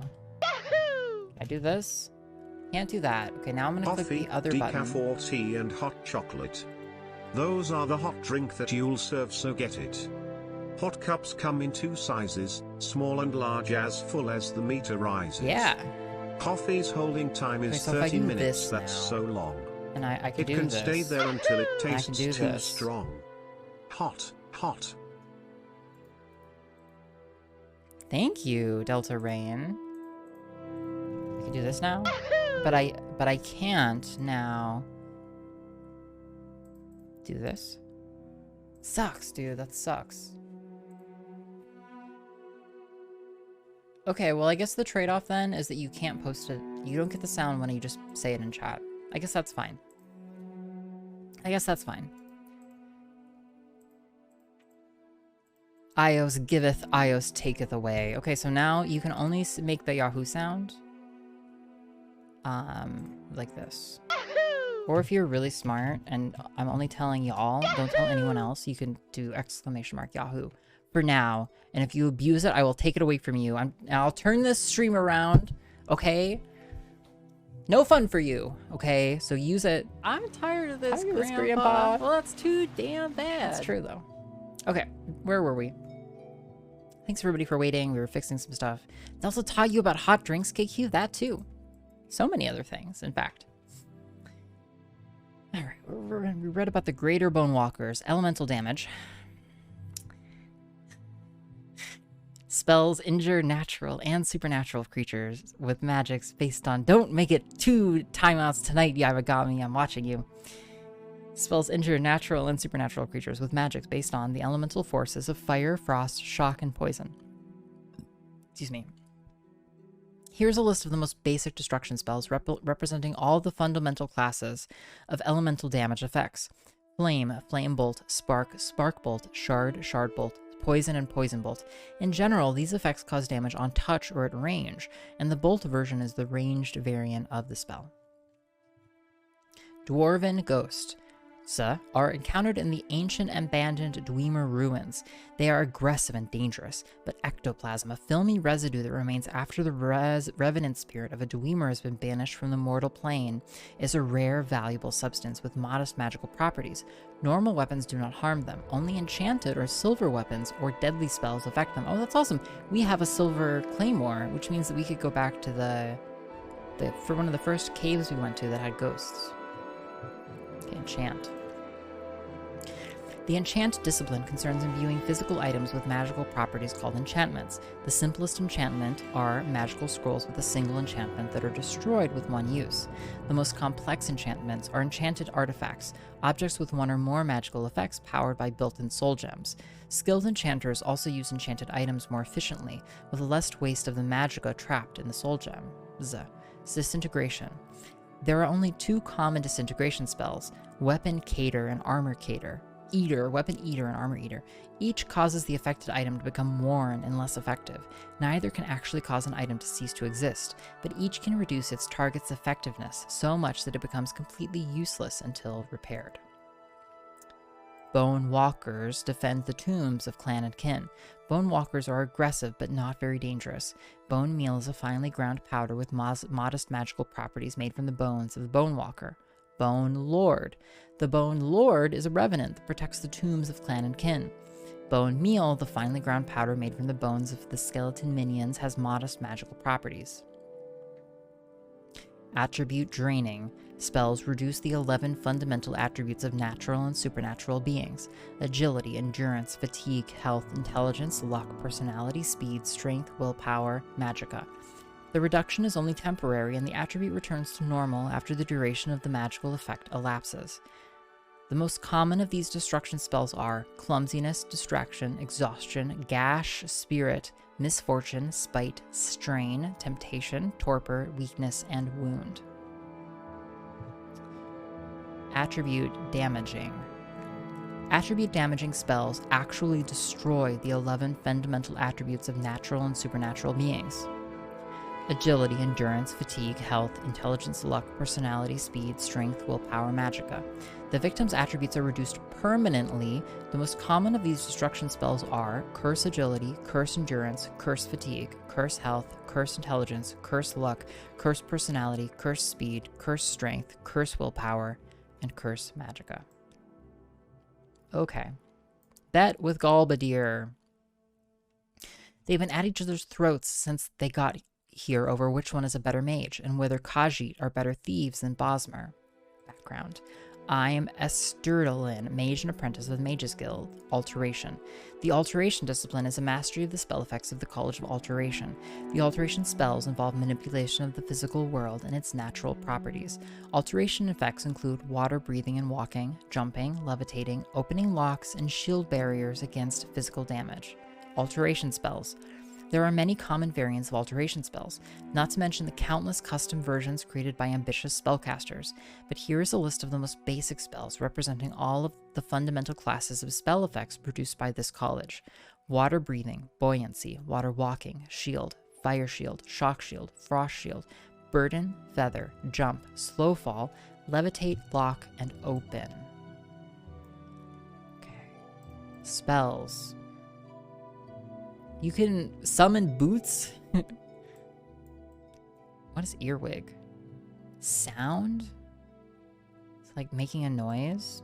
Or is it like eavesdropping? Flea bite? Actually does really decent damage. That's Fire Bite, sorry. Flea Bite damages fatigue. Fuddle damages intelligence.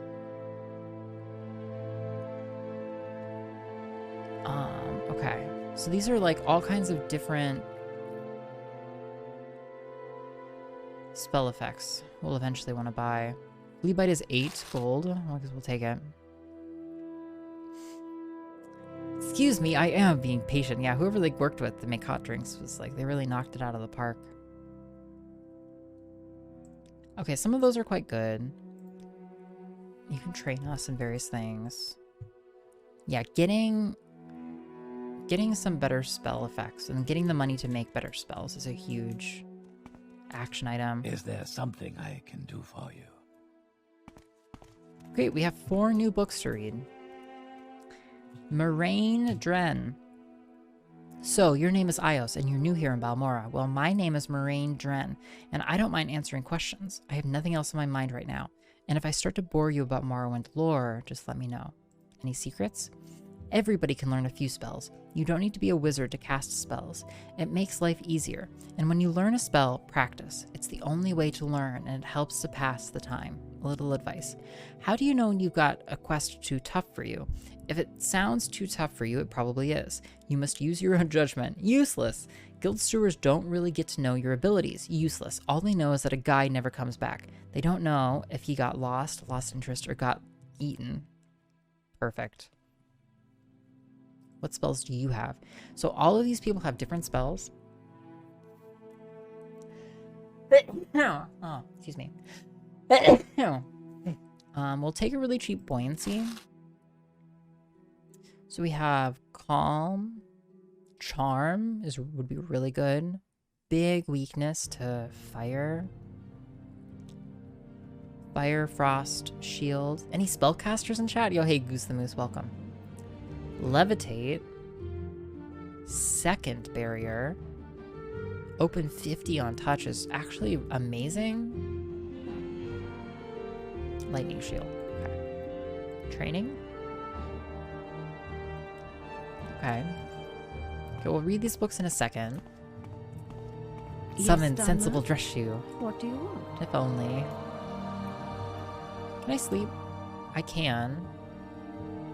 Okay, that's good to know. Okay, and this is like the back room. All right, I'm listening. You're Ajira. You're somebody. An emerald, eh? Its scent is unfamiliar. Okay.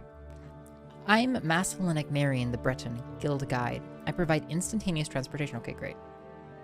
Your trade. I'm a guild guide. I can teleport you to various destinations for a modest fee. I provide instantaneous transportation between various Mages Guild halls on Vardenfell. What is your destination? I can also help with local information. Do you need services? Are you looking for some specific place or for someone in particular? Morrowind lore. House Alalu is an ambitious house of traders and merchant princes. They are strong supporters of the Empire. Any secrets? Interesting in dwarven artifacts. Fine, dwarven ruins are fascinating, and there's good loot. Just one suggestion. If you find yourself over your head, back out and go back to running errands and hunting rats for a while. Seriously, those centurions, spider centurions, sphere centurions, steam centurions, they're far too dangerous for most adventurers. Destination. I can teleport you instantly from our Mages Guild here in Balmora to the Vivek Mages Guild, or the Aldrune Mages Guild, or the Caldera Mages Guild, or the Sidrith Mara Mages Guild. Spells? So summon weapons. Greatly resist common diseases. Poet's Whim. Resist blight disease. Soul Trap is kind of interesting. Summon a Bone Walker. Variable resist corpus disease. It was corporus. Weak spell drinker. There's so many spells, to be honest. Okay, and then the travel UI looks like what? Just like this? 10 pieces? Cool.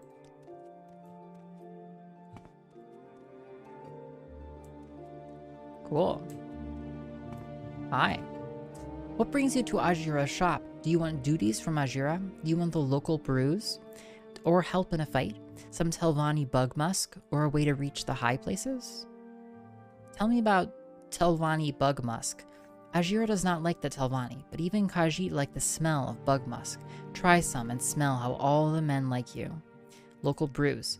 Yes, Ajira sells Masta, Flynn, and Chujama. They make you as strong as a Kalgudi and half as smart. Puts hair on your face. High places.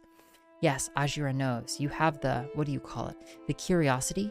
Yes, Ajira likes to reach all the high places too.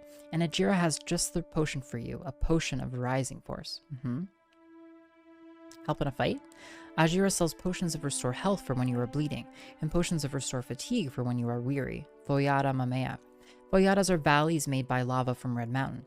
Foyada Mamea is very old, very easily recognized. An old Dwemer bridge crosses the Foyada near Fort Moonmoth. Yeah, how do you choose? You just have to choose them all, basically. You did the meaning of life today, Yura. What did you discover? Duties. Yes, Ajira has duties for you. Before Ajira can be a journeyman in the Mages Guild, Ajira must study local mushrooms. Oh, and so shit rolls downhill? Is that the gist? Mushrooms. To finish Ajira's report, Ajira needs samples of luminous rusula, violet coprinus, bungler's bane, and Haifa fascia. Ajira knows you can find all of these on the Bitter Coast. The easiest way is to go south along the river Odai until you see a wooden bridge across the river. Get out of the river there and find a path west over the hills. Violet coprinus. Coprinus comes from long-stemmed toadstools which glow blue at night. Odai. The Odai is the river here in Balmora. You have a mushroom quest. Mushroom hunting goes right through the middle of town. Mushrooms? Do you have samples of all the mushrooms? Luminous rusula, violet coprinus, bungler's bane, and Haifa fascia? We can say yes. Where are all these samples? Ajira does not see 4 samples. Okay. Luminous rusula. Rusula comes from a short, smelly toadstool which is brown on top. Haifa fascia. Haifa fascia looks much like bungler's bane and grows like a shelf on trees and other things. Haifa fascia is safe to eat, but make sure it is not bungler's bane. Bungler's bane grows on trees and sometimes other things. It looks like the tree has brown shelves. Ajira warns you not to eat bungler's bane. Okay. Barter. Okay, we have some of these at least. You connected with other people? Nice, hero. Nice. Master's mortar and pestle. Cool. So, okay, so we have, okay, miscellaneous. I have an apprentice's mortar and pestle. I have a journeyman's retort. I can get an apprentice's calcinator for cheap, really cheap. Will you buy some of my books? You don't. Okay, that makes us slightly better at alchemy. For a second I thought that she would have some of the stuff that she's looking for, but I guess not. Okay, so what I can do here is I can sell, for instance, like some of these ingredients. I should, you know what I should really do? Okay.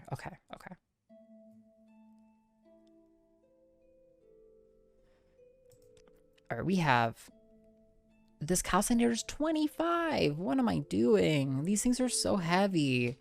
Dude, our alchemy here literally weighs 36 pounds. And if I buy this alembic, it would weigh like 43 pounds. Ridiculous.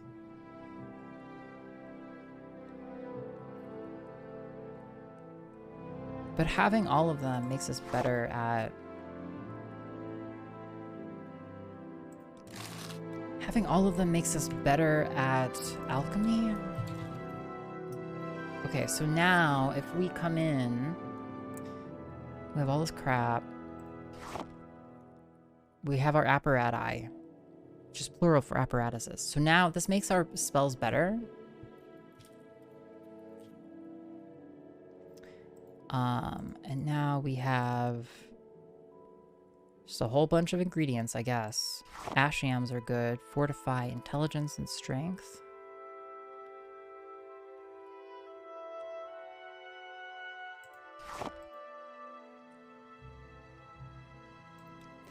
Oh boy, here we go. A bungler's bane. Any bunglers? Any bunglers? Fortify attribute.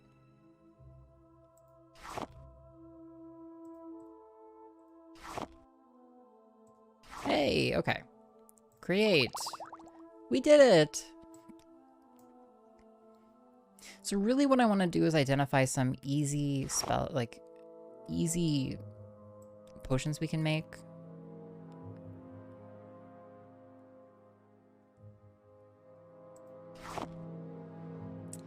Fortify Magicka. Maybe there's a better way to do this, but I don't really know it. The alternative is that we just sell these ingredients outright.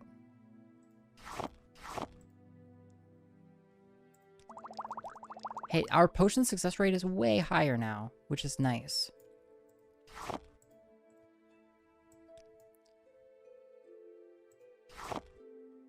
Frost, shield, and drain personality. I guess create it.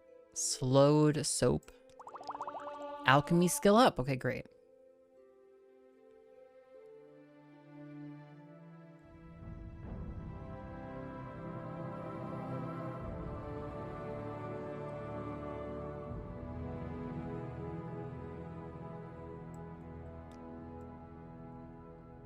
Frost.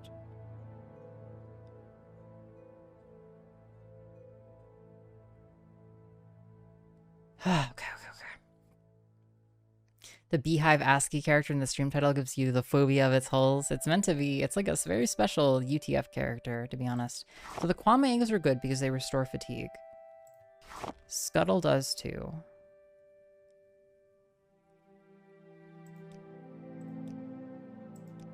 Okay. Oh. Okay, this is how we do it. Okay, we go in and we're like, give me all your restore fatigue items. Yes.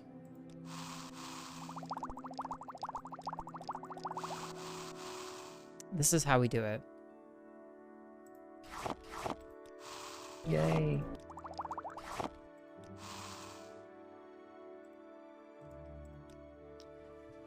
This is how we do it. This is how we do it. Anyone else kind of think the pink in iios shade is the forearm, kinda, you know? Yeah, I see it. Except the little pink, I'm sorry, the little orange hoodie has the little arm, but I dig it. I dig it. Levitate.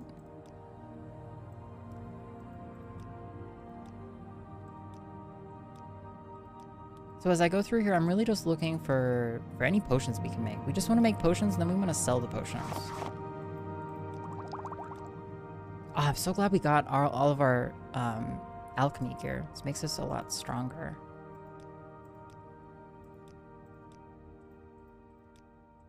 Because now we can start to sell our potions. And I almost think that, like, right out of the gate, we just, like,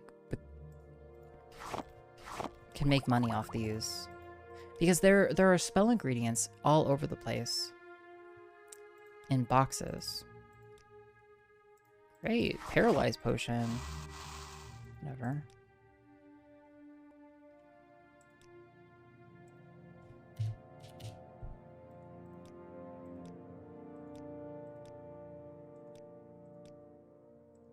Cool.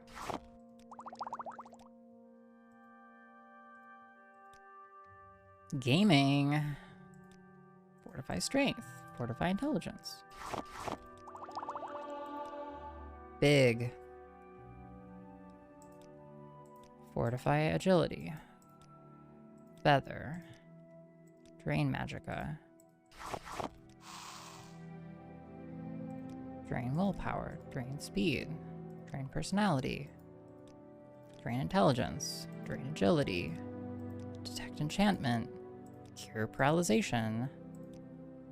Cure common disease. Burden. Okay. Whoop. Oh shit, what was that actually?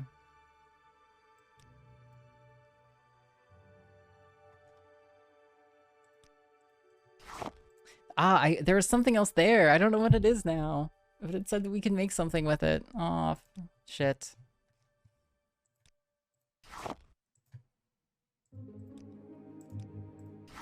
Bungled.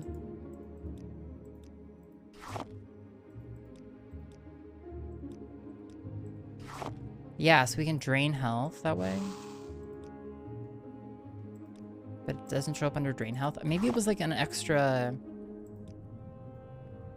Am I learning about any extra ingredients yet on any of these? Nothing, nothing. Okay. So now we can barter. I guess magic, yeah. Now we just barter whatever. Especially the bad stuff.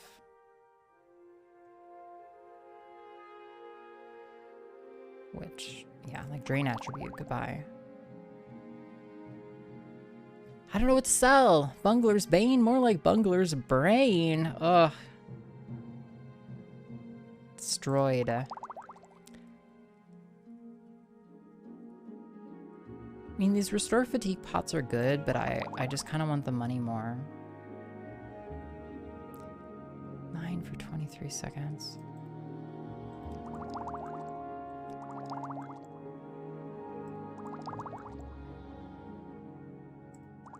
We're making good potions, actually.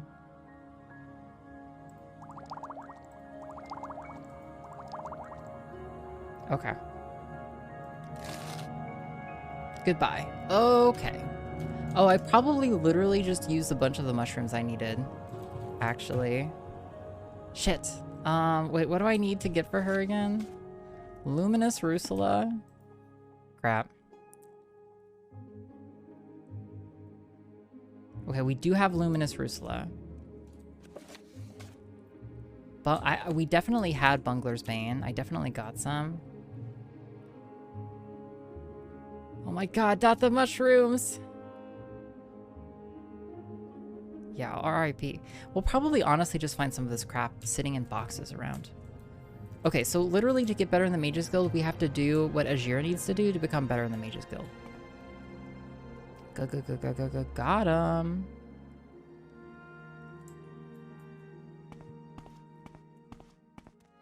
Good news, though. We have cash money now. Kind of. Anytime now. Go ahead, Outlander. Okie dokie, friendos. Alrighty. Well, let's get this party started. Whoops, not that. I actually want this. Imperial Charter of the Guild of Mages.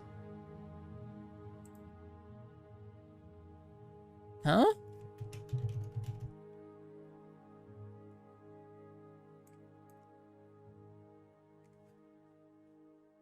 Okay. Okay, well that's clearly the wrong name. 121. Clearly it says Imperial Charter for the Guild of Mages. Cough, cough. Much better. Of course, now it's no longer in alphabetical order, though. Ugh! Okay, where should it go? It's I. It should go after the fighters one. Face below. What?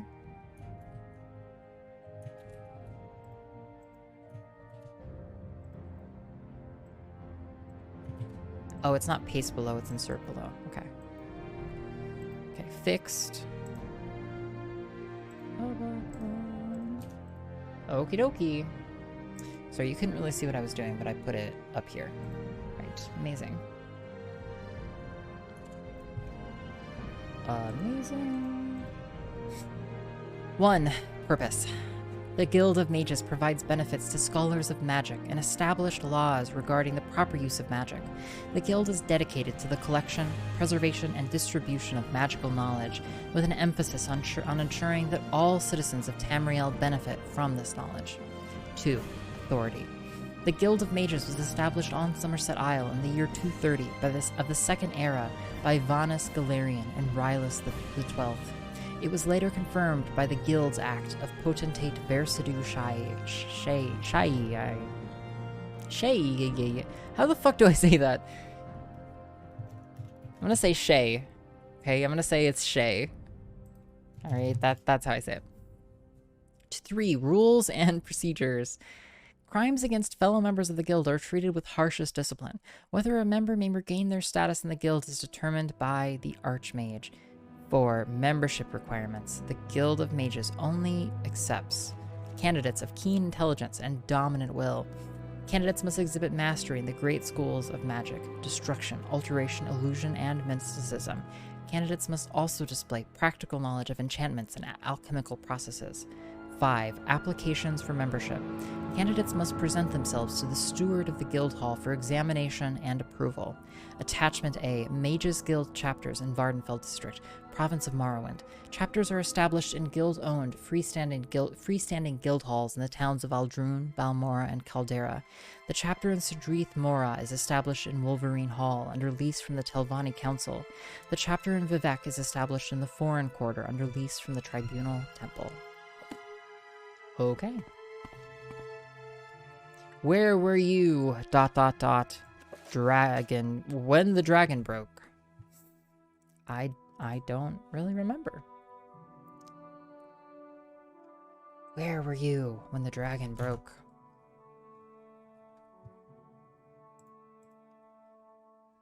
Ba-ba-da-ba-da. Bum-ba-dum. Bum-bum-bum-bum. Corax, Cyrodiil, Elder Council. No one understands what happened when the Selectives danced on that tower. It would be easy to dismiss the whole matter as nonsense were it not for the Amulet of Kings. Even the Elder Scrolls do not mention it. Let me correct myself. The Elder Scrolls cannot mention it. When the Moth Priests attune the scrolls to the timeless time, their glyphs always disappear. The Amulet of Kings, however, with its oversoul of emperors, can speak of it at length. According to Hestra, Cyrodiil became an empire across the stars. According to Shor-El, Cyrodiil became an egg. Most say something in a language they can only speak sideways. The council has collected texts and accounts from all of its provinces, and they only offer stories that never coincide, save on one point. All the folk of Tamriel during the Middle Dawn, and whatever when they were caught in, tracked the fall of the 8 stars, and that is how they counted their days. Mera Nebisi, Dunmer, Triune Mistress of the New Temple. Accounts of the Middle Dawn are the province of the Empire of Men, and proof of the deceit that call themselves the Aedra. 8 stars fell on Tamriel, one for each iniquity that Lorkhan made clear to the world. Veloth read these signs, and he told Boethia, who confirmed them, and he told Mephala, who made wards against them, and he told Azura, who sent Almsivi to steer the true folk clear of harm. Even the 4 corners of the House of Troubles rose to protect the periphery of your madness.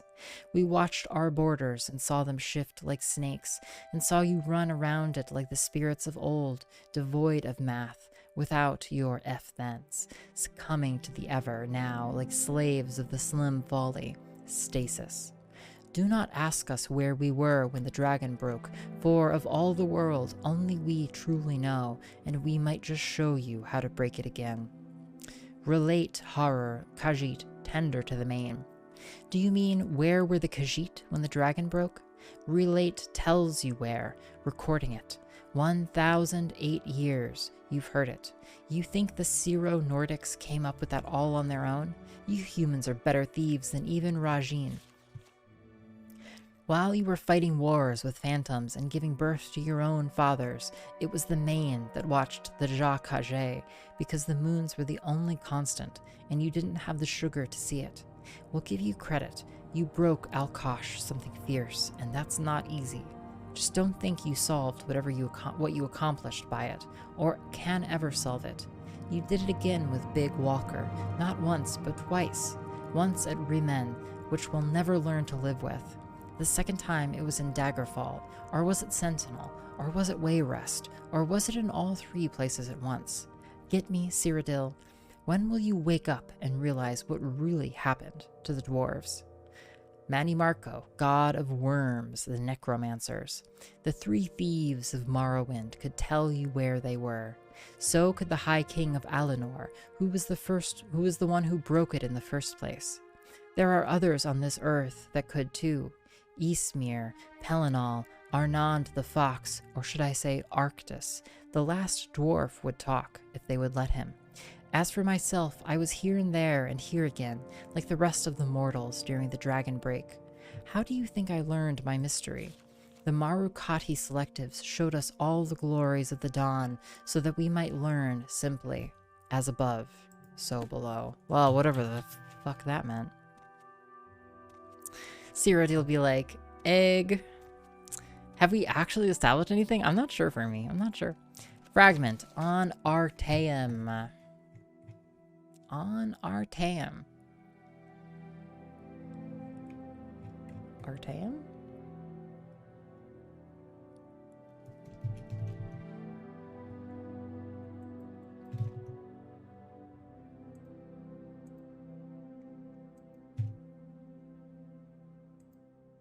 Fragment, on Artaeum. Okay, found it. Okay. Making progress. Okie dokie. This brings us up to 28, approximately. On Artaeum by Torse, Eel, and Selma. The Isle of Artaeum, is the third largest island in the Somerset archipelago, located south of the Morridunan village of Potenza and west of the mainland village of Runesibay. It is best known for being home to the Sijic order, perhaps the oldest monastic group in Tamriel. The earliest written record of Sijics is from the 20th year of the First Era, and tells the tale of the renowned Breton sage and author Vernet traveling to the Isle of Artaeum to meet with Iachesis, the right master of the Sijics. Even then, the Sijics were the counselors of kings and proponents of the Elder Way, taught to them by the original race that inhabited Tamriel. Artaeum! The Elder Way is a philosophy of meditation and studies that to bind the forces of nature to the individual will. It differs from Magicka in origin, but the effects are much the same. That said, it is perhaps more than coincidence that the Isle of Artaeum literally vanished from the shores of Somerset at the beginning of the Second Era, at about the time of the founding of the Mages Guild in Tamriel. Various historians and scholars have published theories about this, but perhaps none but Iachesis and his own could shed light on the matter. 500 years passed, and Artaeum returned. The Sijics on the isle consisted of persons, mostly elves, who had disappeared and were presumed dead in the Second Era. They could not or would not offer any explanation for Artaeum's whereabouts during that time, or the fate of Iachesis and the original council of Artaeum. Currently, the Sijics are led by the lore master Solaris, who has presided over the Council of Artaeum for the last 250 years. The council's influence in Tamrielic politics is tidal. The kings of Somerset, particularly those of Meridunan, have often sought the Sijics' opinion. Emperor Uriel V was much influenced by the council in the early, most glorious parts of his reign, before his disastrous attack on Akavir. It has even been suggested that the fleet of King Orgum of Paiandanea was destroyed by a joint effort of Emperor Antiochus and the Sijic order.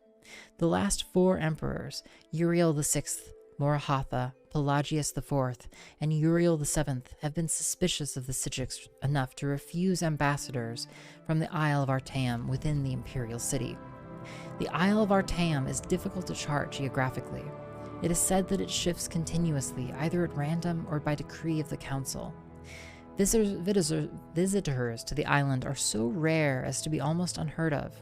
Anyone desirous of a meeting with a Sijic may find contracts in Potenza and Runesibay, as well as many of the kingdoms of Somerset. Were it more accessible, Artaeum would be a favorite destination for travelers. I have been to the isle once and still dream of its idyllic orchards and clear pastures, its still and silent lagoons, its misty woodlands, and the unique Sijic architecture that seems to be as natural as its surroundings, as well as wondrous in its own right. The Sephora Tower in particular I would study, for it is a relic from a civilization that predates the High Elves by several hundred years, and is still used in certain rites by the Sijiks. Perhaps one day I might return. Note, the author is currently on the Isle of Artaeum by gracious consent of Master Sargenius of the Council of Artaeum. You've been to Somerset? No way, for me. It's amazing. Galarian, the Mystic. Okay. Whoops. 79. One more book for tonight. Oops. Okie dokie. What was that? Remember in Ponyo when she freaks out about ham? I love that shit. Yeah, it's I actually do remember that, Delta. She's like, she goes freaking wild for it. Yeah. Galarian the Mystic by Asgrim Kolsgreg. During the early bloody years of the Second Era, Vanus Galarian was born under the name Trectus, a serf on the estate of a minor nobleman, Lord Girnas of Solisich on Care. Trectus's father and mother were common laborers, but his father had secretly, against the law of Lord Girnas, taught himself and then Trectus to read. Lord Girnas had been advised that literate serfs were an abomination of nature and dangerous to themselves and their lords, and had closed all bookstalls within Solisich on Care. All booksellers, poets, and teachers were forbidden, except within Girnas's keep. Nevertheless, a small-scale smuggling operation kept a number of books and scrolls in circulation, right under Girnas's shadow. When Trectus was 8, the smugglers were found and imprisoned. Some said that Trectus's mother, an ignorant and religious woman fearful of her husband, was the betrayer of the smugglers, but there were other rumors as well. The trial of the smugglers was non-existent, and the punishment swift. The body of Trectus's father was kept hanging for weeks during the hottest summer Solisich on Care had seen in centuries. 3 months later, Trectus ran away from Lord Girnas's estate. He made it as far as Alinor, halfway across Somerset Isle. A band of troubadours found him nearly dead, curled up in a ditch by the side of the road. They nursed him to health and employed him as an errand boy in return for food and shelter. One of the troubadours, a soothsayer named Heliand, began testing Trectus's mind and found the boy, though shy, to be preternaturally intelligent and sophisticated given his circumstances. Heliand recognized in the boy a commonality, for Heliand had been trained on the Isle of Artaeum as a mystic. When the troupe was performing in the Isle of Potenza on the far eastern end of Somerset, Heliand took Trectus, then a boy of 11, to the Isle of Artaeum. The magister of the isle, Iachesis, recognized potential in Trectus and took him on as pupil, giving him the name of Vanus Galarian. Vanus trained his mind in the Isle of Artaeum, as well as his body. Thus was the first Archmagister of the Mages Guild trained. From the Sijiks of the Isle of Artaeum he received his training. From his childhood of want and injustice he received his philosophy of sharing knowledge. Okay. Welcome, friend. The House of Troubles. Oh, we've read this. We've read this. I've read this. I've read this book. I don't need to read this book again. Fuck you, book. Wow. Well, that's amazing, because that means we could just end stream. End stream. Fuck you, book.